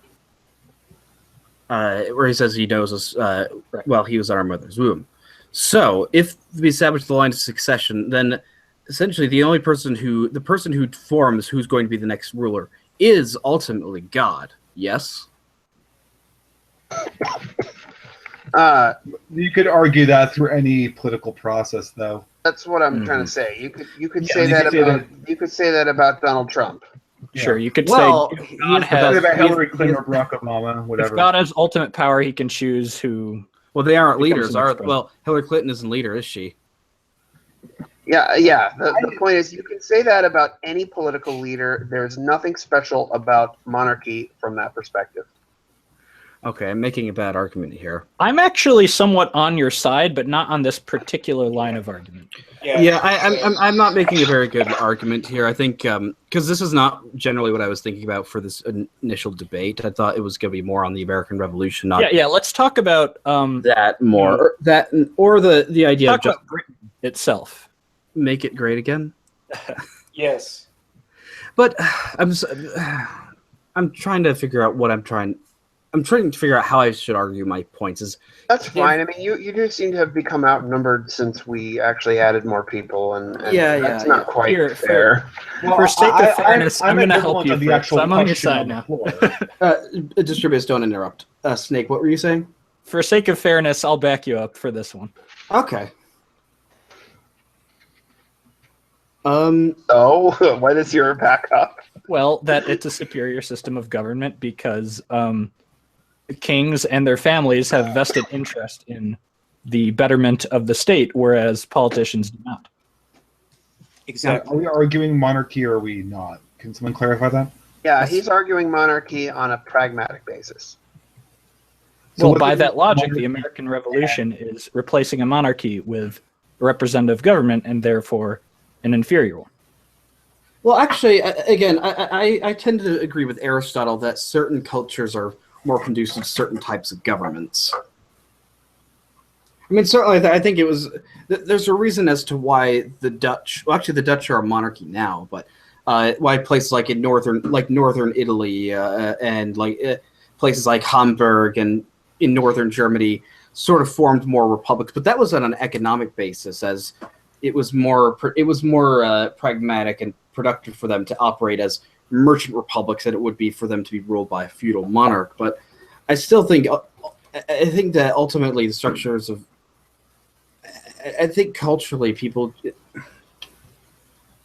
they were very British in culture. Who were America? Yes. Well, we were ethnically British as well, mostly. Yeah. I'm losing the thread here. Why don't I bring us back to an older thread that I think is important? And it was when we were talking about human rights, and there seemed to be a difference of opinion. Can someone clarify what are we actually discussing? I keep on whether the American Revolution was good. I thought whether the American Revolution or whether monarchy is better. All right, I think let's bring this back. How about everybody but me and Ben drops out, or? No, let's. What you guys want?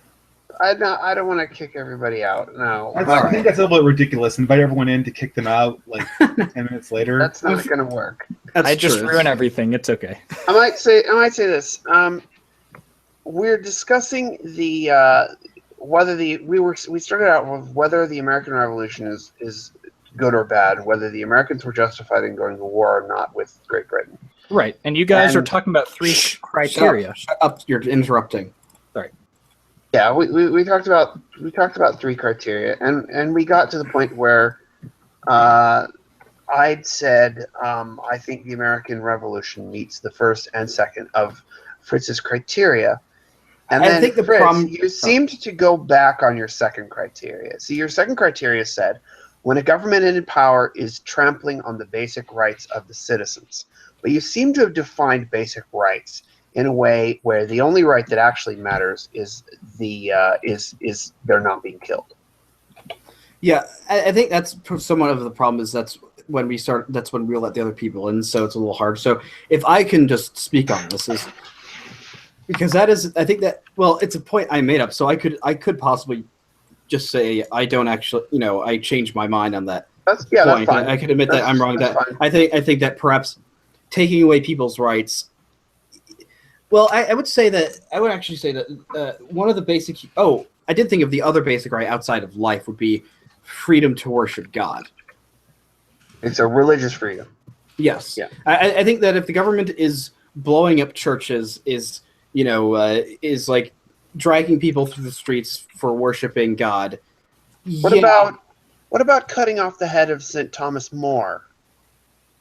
When did that happen? That would be something the English king did. Look, I am not a. Well, I'm not a big fan of Henry VIII. I think he was an asshole. Sorry for the language, but I am not a fan of him. But I don't understand what that has to do with this. And the fact is, my point is that there was religious violence in England at that time. There were Catholic uprisings in England. Yeah, the point there is that the British monarchy doesn't exactly have a spotless track record on the whole issue of not more religious spotless freedom. Well, when it comes to other, compare it to the other monarchies. I mean, did you have a St. Bartholomew Square massacre like you did in France happen in England? Did you have the Americans' point is that we don't have to compare England to other monarchies.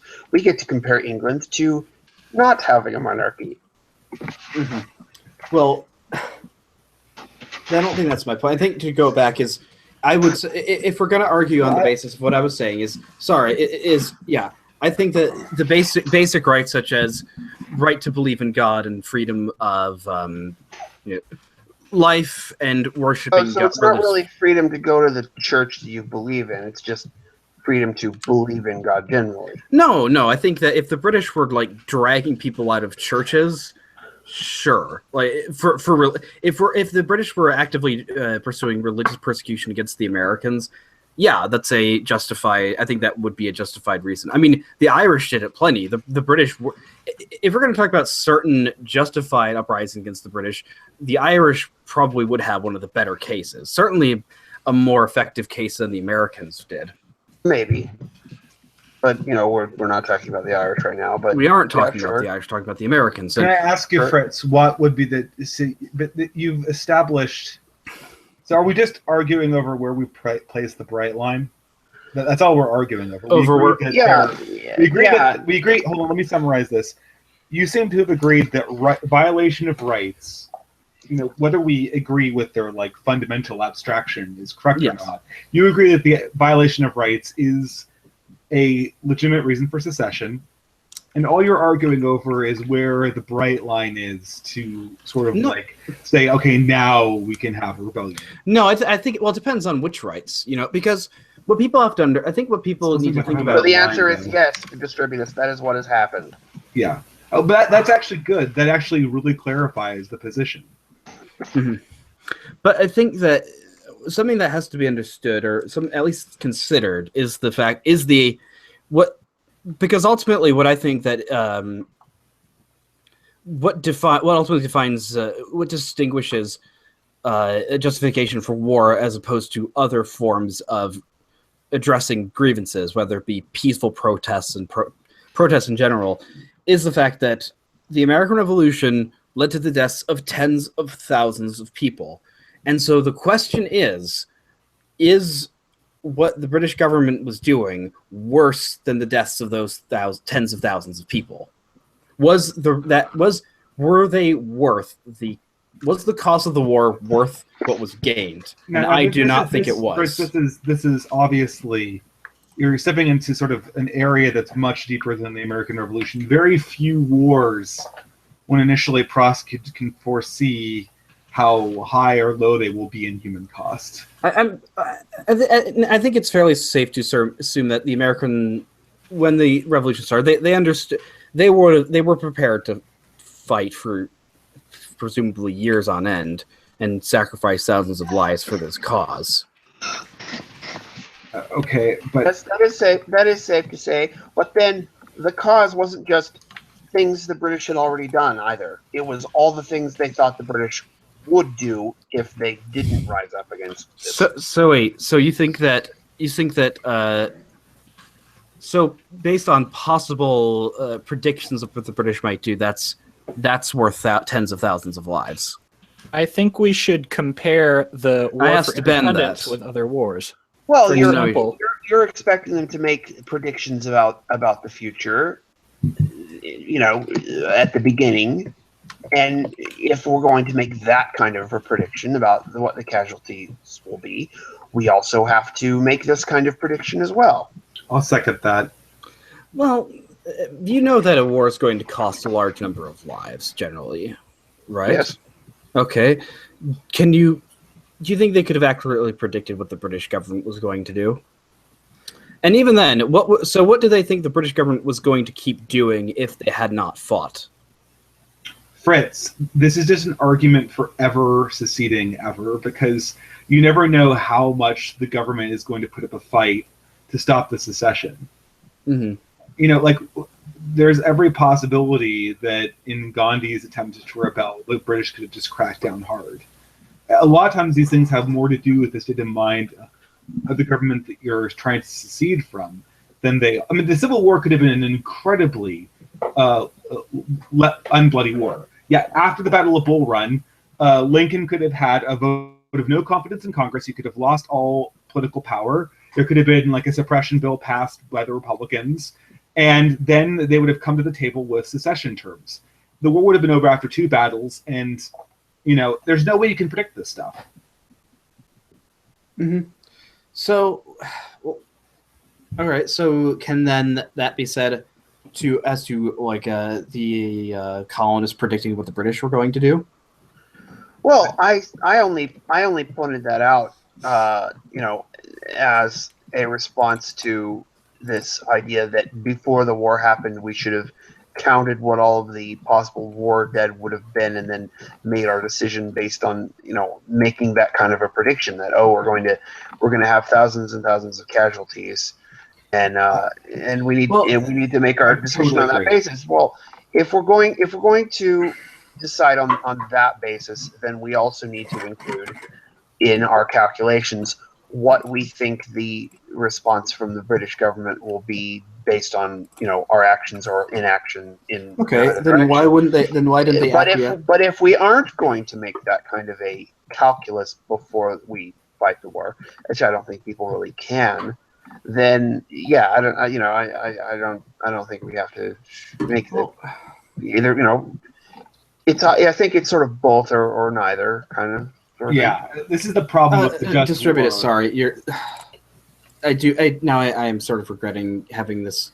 I thought it was a lot better when it's just one-on-one. Sorry, but what I would my response to that is the fact that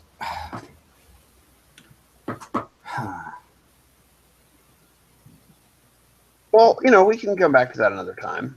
No, all right. Let me think. All right. So your problem is that I can't use the fact that lots of people died in the American Revolution as a reason as to why it shouldn't have been fought.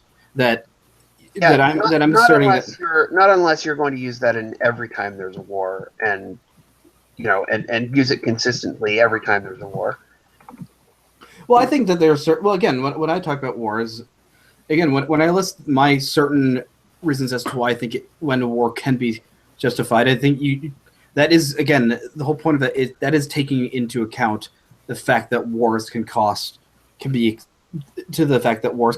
extremely costly. That I think. Yeah, I think everyone should certainly. Be aware of that. Yeah, exactly. That's the entire. I think that's certainly the entire basis of why you have a just war theory, is that it's sort of balancing out the potential costs of a war with the costs of not fighting it. And so, if you have well, I don't think that's quite how just war theory necessarily works, because just war theory isn't just looking at consequences. That's a utilitarian sort of way of looking at that. And as moral traditionalists, we don't look just at the consequences of things. We also look at the motivations and the circumstances. So it's not just not just the consequences. Can I? Well, I'm sorry, but what I would say is that if this is the case, if they couldn't understand the cost of the war, well then that's still actually an argument for the fact that the olive branch petition, I would say, would certainly be justified, because by that point there was a large cost to the war, and the British were offering essentially everything that the colonists had wanted, save for secession. And I don't think that the independence in that context was worth further death. I don't think it was worth more killing. And I still don't think that the American Revolution itself was worth more. I still do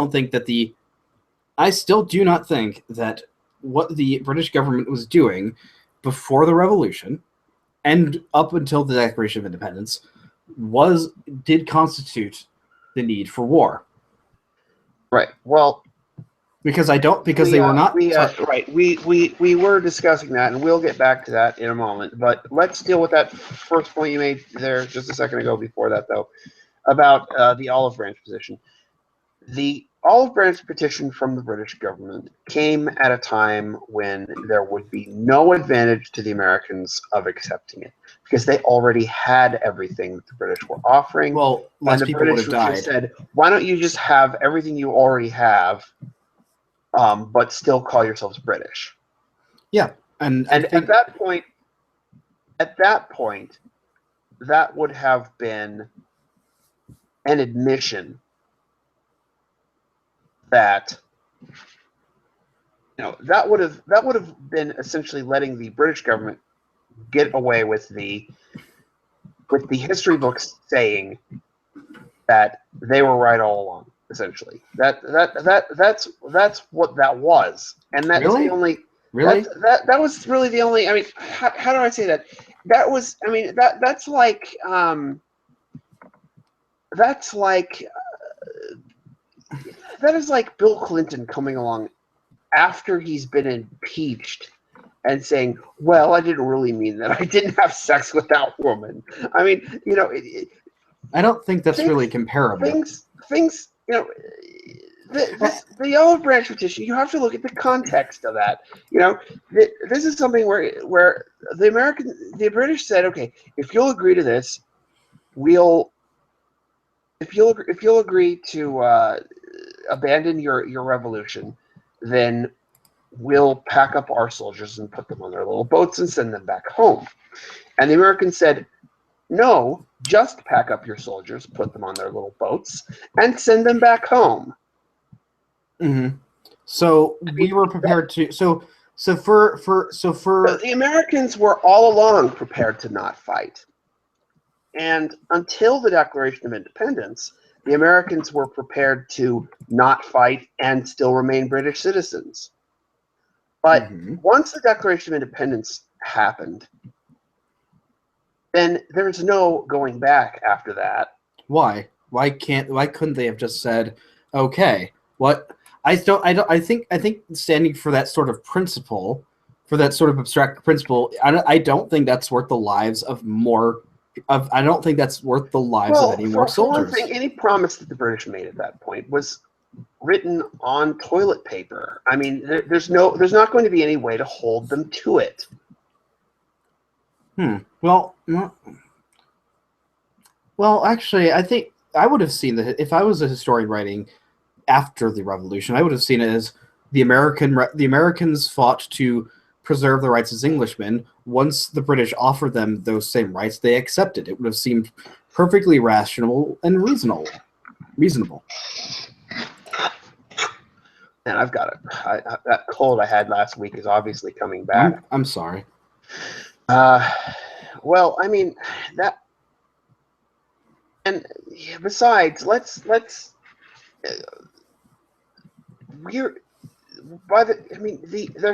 there's just so many different. The olive branch petition was just ridiculous on so many levels, because it's like at the end of the Napoleonic Wars, right, when they've gotten Napoleon trapped on the little island, right? Yes. And then Napoleon writes them saying that we'll leave you alone if you admit that France won the war. I don't really think that's at that comparable. Point. Yes, it absolutely is, because that petition from the British only came about once the Americans had already effectively won. What year was the olive branch? Wait, let me look that up.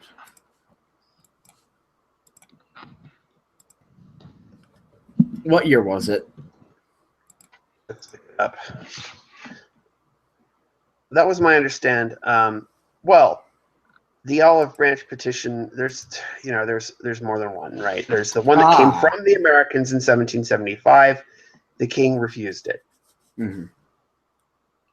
And then there's the petition from the British to the Americans that came after the Americans had pretty much already won. What year was that? And I don't remember what it was called, so I can't find it. See, all this stuff's been off the top of my head, and what was it called? Was it like the British petition to Americans? When was this? What I see, but if I can make a point here, is Ben, is what I see as I certainly think a precedent was actually established that I've seen as part of American foreign policy for the past several centuries, has been a staple of American foreign policy with their rejection of the olive branch petition, is that Americans have been perfectly content with refusing any peace treaty outside of total victory, no matter how ridiculous it gets, no matter how morally indefensible continuing war becomes. It's happened with the Civil War, it happened with World War I, and it happened, and it keeps happening.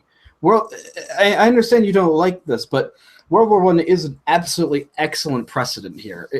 An example of the same thing, in that throughout 1917 and 18, the German government, recognizing that they were losing the war, kept offering favorable peace terms. They kept asking for peace. The American and Allied governments continuously refused, preferring to continue to slaughter hundreds of thousands of people, including civilians, by German and Austrian civilians, by starving them to death through a blockade, even though they had the only thing they would have gained would have been essentially it proved that the war was over no real abstract principles. If it was, then the leaders of the Allies were psychopathic, disgusting, horrible people, and those principles are obviously bad.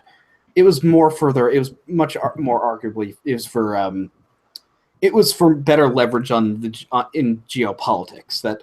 Sure, and that might be true of World War One, but Yes. We're not talking about World War freaking One. Yes, but I'm talking about the precedent that seems to be established that Americans don't like to acquiesce to peace terms, even no matter how favorable they are. Right. Well, yeah, but in the American Revolution, yes, the Americans were perfectly happy to make peace at any time. They weren't invading England. yes, they were. No, they weren't. We were launching raids on the English shores. You can look this up. Well, we weren't mounting a land invasion of England, at least. We did land soldiers to raid the English coastline. Wait, when was this? I think you can look at. Obviously, it was not a naval invasion, but we did land troops on the. I was going to say we didn't have enough boats for that. We did have boats that went on the British. John Paul Jones leads American raid on Whitehaven, England. I didn't realize John Paul Jones had ever done that. Mm-hmm. I knew John Paul Jones did a lot of battles with British ships. I didn't realize that John Paul Jones had done that. And remember, we did derive tens of thousands of British soldiers, of British children of their fathers, and British women of their husbands and brothers and fathers. Well, the whole time we were asking again and again for King George to just take all of the British troops and take them back to England. And if he'd done that, the war would have been over immediately. Uh-huh. Well, I mean, it's very what the Americans wanted is very simple: go home. Yes, and the British said, "Well, isn't it ironic if the Americans said we want the same rights as Englishmen, but then they want to say we don't want to be Englishmen anymore?" Well, they only decided they didn't want to be Englishmen anymore once they were being denied the rights of Englishmen. The king declared them to be in rebellion, and and rejected their petitions, and it was only then that the people who wanted independence started to actually get an audience. But because that goes back to the point is that, see, again, I'm completely in support of the fact that yes, the British government was acting against their own interests. Was not treating the American government, but then that's the fact. That's the point. Is I'd like to know. I really wanted to clear up on these 3-point justification for war conditions. What we really mean by human rights. So far, you've listed 2 human rights: the right to life and the right to worship, religious freedom. Worship God. I would assume according to the dictates of one's own conscience, which means that if the government outlaws all churches but the state-sponsored church, then that would be such a condition. That would meet the condition of violating the people's religious freedom. Correct? Mm-hmm. Yeah. Okay. And are there any other rights that matter here that for the purposes of purposes of justifying war? I don't know.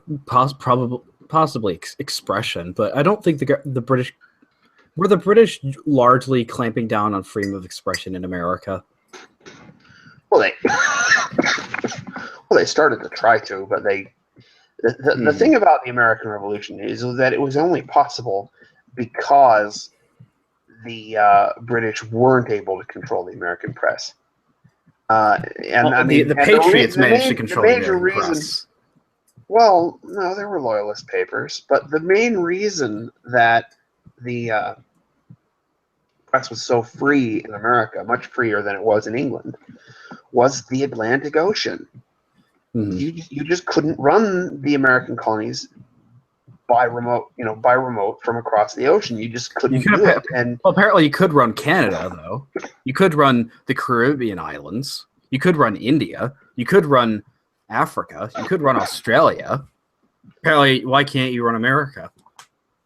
No, what I mean is they couldn't maintain that level of control over the presses that they needed to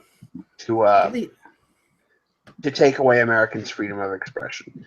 So, yeah, sure, they could have tried, but economically and in practical terms, they couldn't control the presses in America. They just couldn't. It's not that they, it's not that they didn't want to. It's that they couldn't. That's my point. So that wasn't, yeah. So my saying you couldn't run America from across the ocean, that was in regard to the press. That wasn't my general argument. Mm-hmm. Mm-hmm. But now here, though, we're getting very heavily into all these historical questions, and you're a history major, and I'm totally not. So I'd have to, I didn't know John Paul Jones actually led actual raids on the British mainland. I did not know that happened. That's very interesting. Mm-hmm. There's a lot of details like that I don't know about. I know that the Americans hired privateers, but I didn't know that. So it's okay for the Americans to hire privateers, but it's not okay for the British to have Hessian troops. And it's okay for us to have a Prussian officer and on the American side. It's not okay for the British to have German troops in the U.S. in America. Well, I'm on the American side, and so I, of course, think the British shouldn't be fighting us. But, of course, given that they are fighting us, then it doesn't make much difference whether they're sending British or Hessian troops. Well, apparently it did matter. The colonials obviously, or the Americans obviously used that, they obviously used that for propaganda purposes. I didn't list the Hessians in the Declaration of Independence. I didn't mention that because, that being in the Declaration of Independence, that was for propaganda reasons, and that might not have been the best, actual justification for the war. And so yeah, I mean, you know, I can see that. I mean, you know, we're sending ashes instead of sending British, like it makes a difference which kind of bullet hits you, right? So, you know, that particular complaint of the Americans, you know, doesn't make all that much sense. Okay.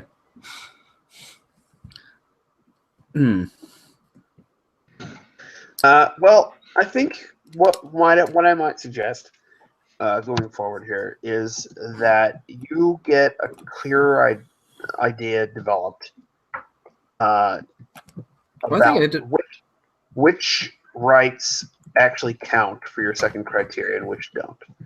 And like get like a definitive list of the ones that count for that second criteria. I mean, I think that might help you in future.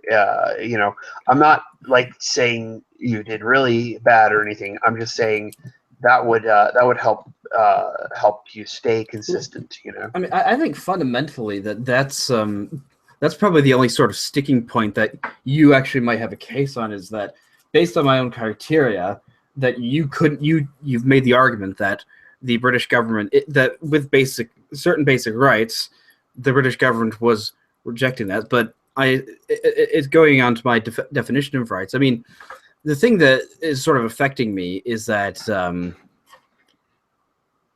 thing that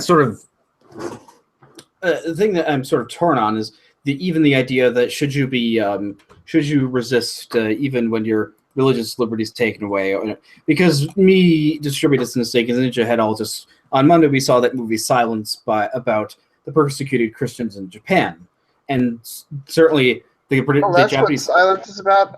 But that was like when I haven't seen your video on it or anything.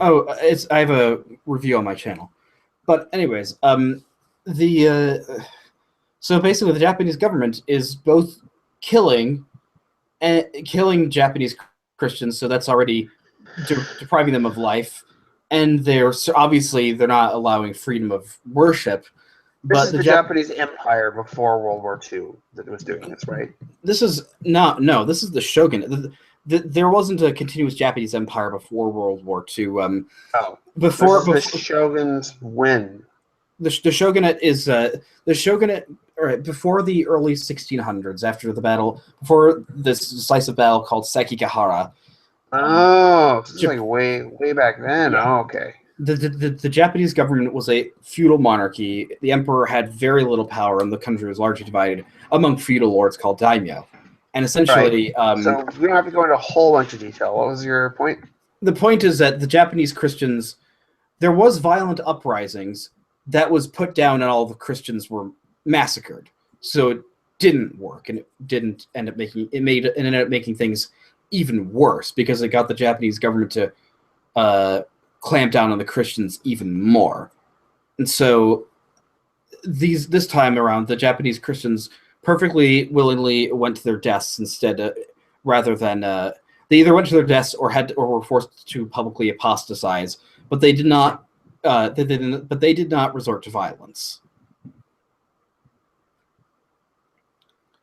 And so my question, so that's made me question my idea, is like, is even taking away people's religious liberty a justification for violence? Because as exampled by the early Christians during the Roman Empire and Japanese Christians after the uprisings, it seems to be the case that it's not, that it's better that you should be willing to go to your deaths rather than raise your hand or denounce your faith. Well, as I've said, before, I think that in some circumstances, war or violence can be justified, and in some circumstances, it's absolutely the wrong thing to do, and the right thing to do is to refrain from violence, even at the cost of your own life.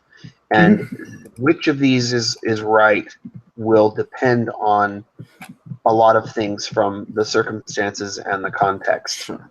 And I think if I could, I don't know, refer back to a point you had made when we were discussing the American versus French Revolution.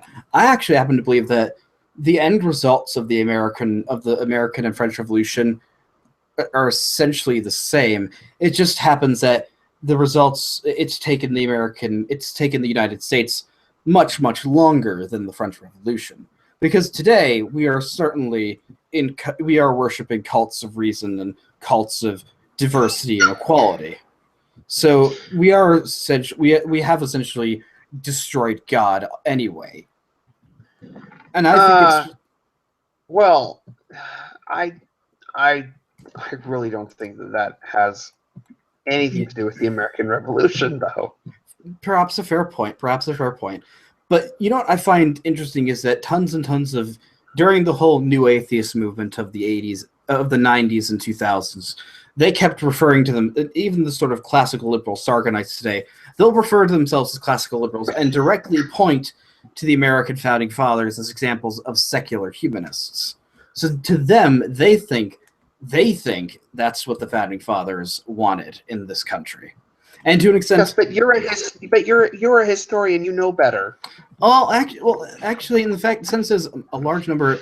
Well, first off, it is true that you would agree that a number of the founding fathers, like Thomas Jefferson, were not really Christians. Cannot be considered Orthodox, genuine Christians. I mean, the Jefferson Bible is theologically indefensible. Sure.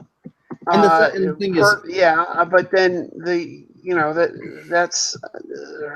I think Jefferson was kind of an extreme on the extreme end of this, and Washington was on the other end. Where Washington's on the other extreme. But I think most of them were kind of somewhere in the middle. But anyways, my point is this: is that the American, I understand, you probably would certainly agree that, regardless of this, the American founding fathers were products of the Enlightenment, yes? I would say not just the Enlightenment, but yes, the Enlightenment obviously had a significant influence. Mm-hmm. And I ultimately think that the Enlightenment was a decidedly negative, had a decidedly negative impact on the world, and it wasn't necessary for its aims. I am somewhat inclined toward a critique of the Enlightenment. Yes. Well, then you'd be in the same boat as Rousseau, who I call him the apostate Enlightenment thinker, because he began to realize that a lot of what the Enlightenment ideals were actually he thought that they would actually end up making men. He thought that reason and rationalism would actually put men in chains instead of setting them free. Yeah, but Rousseau didn't believe in the fall of man. Well, neither Rousseau was a humanist. He was actually still he actually did promote the benefits of civic religion.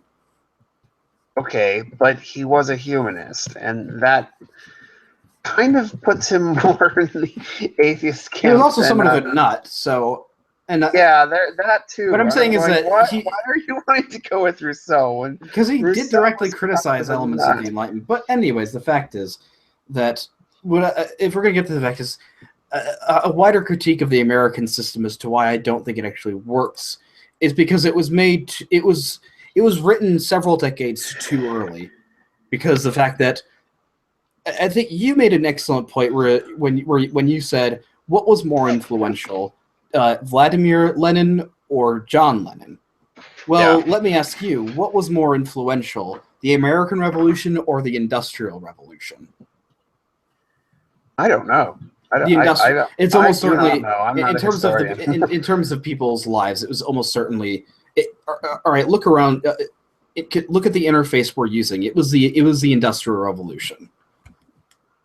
Okay, let's. And so I'm saying is that for the sake of argument, I'm saying that I'm not equipped with the academic background to argue that either way. But anyways, my point is that that the American Constitution was written decades before the Industrial Revolution was going to have a major impact on society, and so it's one of the reasons as to why America, largely during the industrial period, started falling into the hands of corporate elitists, because there was no constitutional way of preventing that from happening. Well, yeah, but now we're getting into the Constitution, which is happening a good few That's true. decades after the American Revolution. One thing I might say on this whole general question of monarchy versus republicanism, which has been sort of behind the historical and moral question of the American Revolution, I might bring up this quote from C.S. Lewis, in which he is actually explaining why he supports democracy and is trying to Was he in favor of reconcile. He was trying to reconcile his support for democracy with his Christianity, and so he says this: I am a Democrat, meaning a supporter of democracy, because I believe in the fall of man. I think most people are Democrats for the opposite reason. A great deal of democratic enthusiasm descends from the ideas of people like Rousseau, who believe in democracy because they thought mankind so wise and good that everyone deserved a share in the government.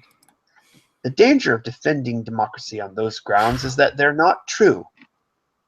Whenever their weakness is exposed, the people who prefer tyranny make capital out of the exposure. I find they're not true without looking further than myself. I don't deserve a share in governing a hen roost, much less a nation. Nor do most people. All the people who believe advertisements think in catchwords and spread rumors. The real reason for democracy is just the reverse. Mankind is so fallen that no one man can be trusted with unchecked power over his fellows. Aristotle said that some people were only fit to be slaves. I do not contradict him, but I reject slavery because I see no men fit to be masters. And that, I think, is a great summary of my thoughts on democracy versus monarchism as well. You know what's sort of ironic about that is that Thomas Hobbes ended up having a he believed that mankind was fundamentally fallen or evil, and he argued for monarchy. Yeah. Because somehow the sovereign was somehow exempt to that for some reason. Well, it's dividing the amount of evil, but instead of having huge numbers of people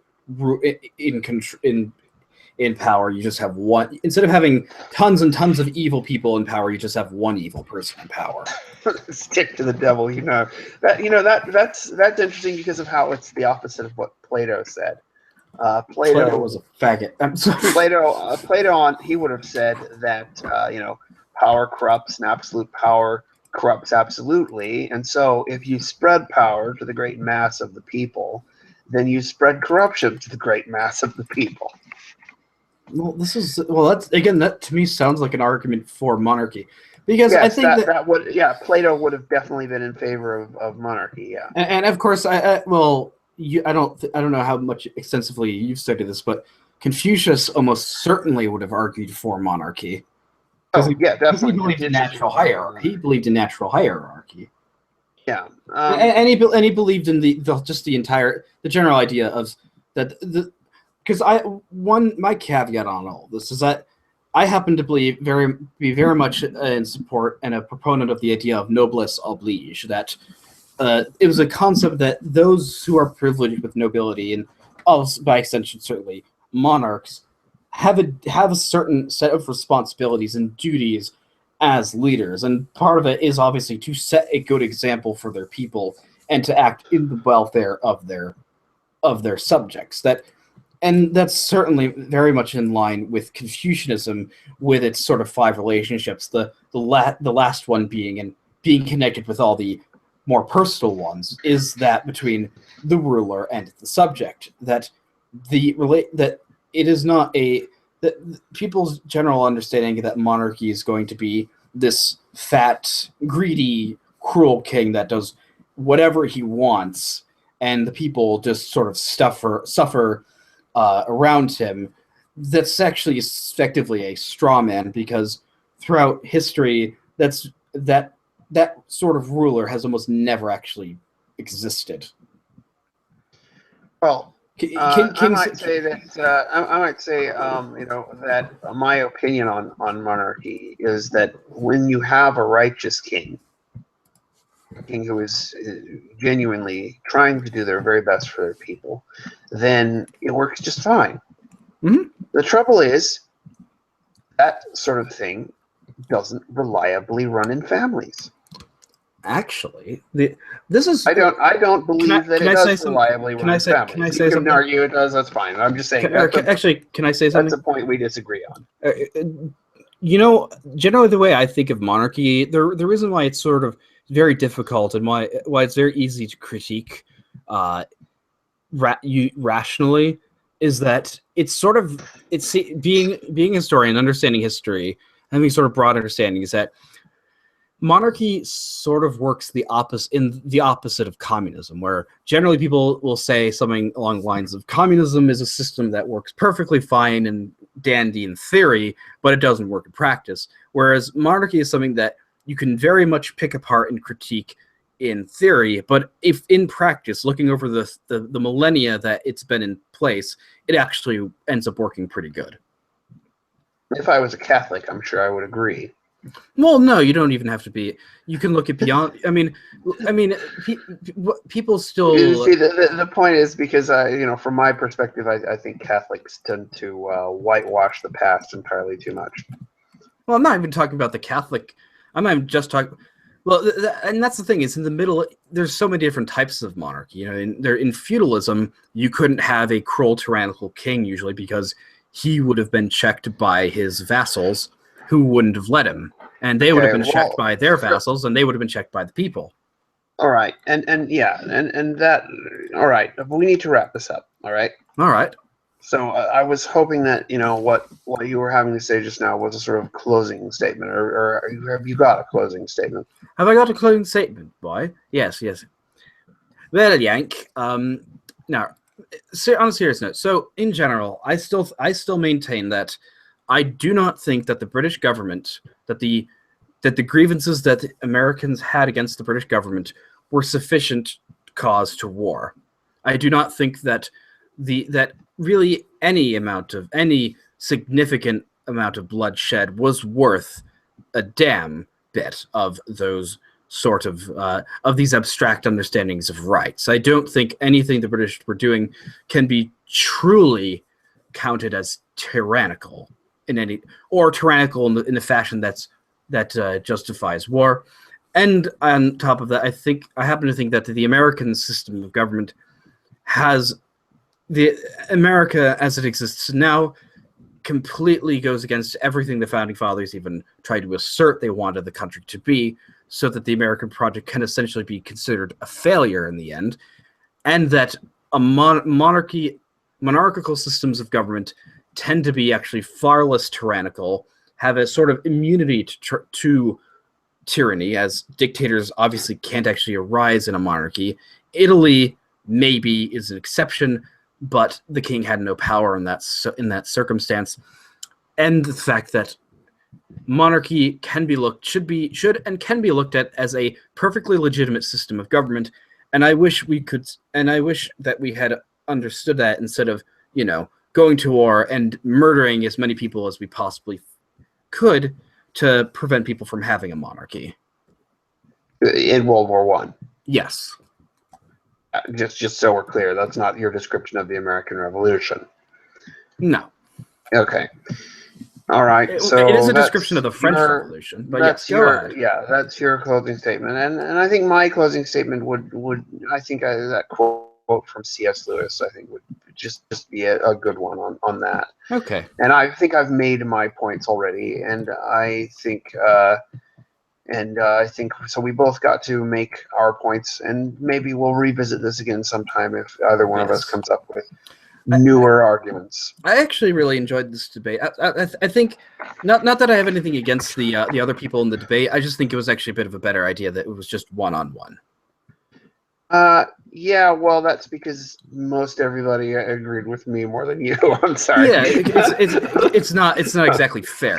Yeah, so it wasn't exactly fair. That's certainly true. I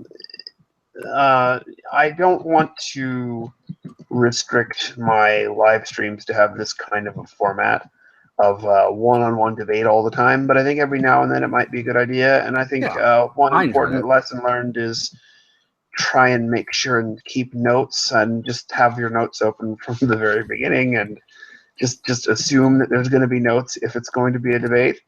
Okay. And let's see, what else? Oh, if people are wondering, why aren't there more videos on Ben McLean's channel? Well, all those coughs sort of give you your answer. So you're like Hillary Clinton. I've been having the Hillary Clintons over the last few weeks, and so I'm just not even going to be working much on videos until I feel that those are more cleared up. Well, considering that we're going to be at work, perhaps I might be thinking of doing a live stream on Friday about. Well, I'm already going to be doing a live stream on Friday with Todd Lewis. This is sort of to let our lovely fans know what we're going to be doing in the future, and that's a nice way to wrap this up. Is that on Friday I'm going to be doing Friday evening, I think, going to be in a debate with Todd Lewis against an anarcho-capitalist and a libertarian. So that should be fun. And everybody else completely dropped out of here, did they? I was going to ask if anyone else had anything else to say, but it looks like they've completely. No, I was talking to the chat. Oh. But perhaps I don't know if anybody would be interested if I was going to do a live stream for the inauguration. Yeah, I was thinking of trying to do a live stream about the inauguration. No, if you want, I'm going to be at work though. Exactly, that's what I was saying. I wish an I atheist. could do that. It'd be too easy. It's too easy, Mr. Spark. I can't debate an atheist. They'd lose instantly. Spank an atheist. Okay. I thought he said spank an atheist because it said spark and then atheist. So my brain. I will spank an atheist. Don't worry. My brain read spank an atheist, and I was going, wait a minute, what? Okay. I think we need to. That's obviously a sign. It's getting to be a little too late. Sorry, people in the chat. I didn't actually read very much. I did. The chat. Sorry about that. I'm a good king, so. I wish I could say when I'll be doing something next to my channel, but I think it's going to partially depend on when this cough is fully resolved.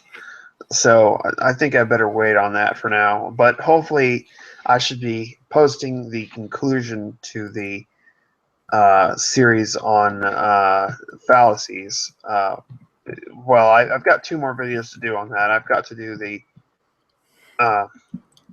slippery slope. I've got to do slippery slope. That's the big one that I've wanted to do from the beginning. That's the that's the biggest episode, and then I've got to do a sort of follow-up episode where I talk about some of the response these videos have gotten and some mistakes I made in them and stuff like that. So I'm gonna have to do at least 2 more videos on to finish the fallacy series, and then after that I'll be I've got lots more plans of things to do this year, but for now those 2 are the next big things. And I want to make the live streaming a more regular thing. It'll have to be on a weeknight, and it'll have to be every 2 or 3 weeks or something like that. But I just need to find out when people are available, and I'd like to get, if people could leave in the comments of this video suggestions of things they'd like to hear about in future live streams. I don't really take all that many suggestions on big videos with slides to do, because I kind of have those pretty much covered. I know what I want to do already on most of those, and the only suggestions I really take would be sort of things to do sooner rather than later. What order to do things in is more the comments I take on it. But as far as live streams go, I'm totally open to people's in a very quick note to Mr. Spark, who's been very, very prevalent through this, is I'll forgive. I have unblocked you on Twitter, and I will forgive you fully when you send me that dead rabbit. When you send me a fully cooked rabbit. When you send me that rabbit you killed and showed to me on Twitter, and you send it to me very fully cooked, I will forgive you fully then. Yeah, I don't know what is up with that guy. Like he sent me. I don't know. He have this weird like passive aggressive thing going on where. And you're never going to get like, that video about Hitchens and as that saying Hitchens is just as bad as Anita. It was sort of it was hyperbolic. The next part of classical illiberals is going to be on. I would like to see that someday. the next part of classical illiberals is going to be called "Actions Have Consequences," and it's going to be talking about how the atheists basically blew up a dam, and now they're concerned. Now they're confused as to why everything is flooded. Oh yeah, have you actually read "Ideas Have Consequences"? I should. You've recommended that to me. Yeah. Do you want to go offline now? In just a moment. But I was going to just say for the audience, "Ideas Have Consequences" by Richard Weaver is about how the idea of nominalism in the Middle Ages led to a lot of the disasters in modern philosophy. And it's a very engaging book. I'm not saying I endorse every word of it, but I do think nominalism was very bad and can be blamed for a lot of the problems we've had in philosophy in modern times. So I think, yeah, let's go offline. And because if I keep talking at this point, I'm going to lose all coherency. So I wish I could say when we'll be back, but I can't. Because I've got to get over this cold. So, God bless you all, and God save the Queen. And I'm a Yankee Doodle Dandy or whatever.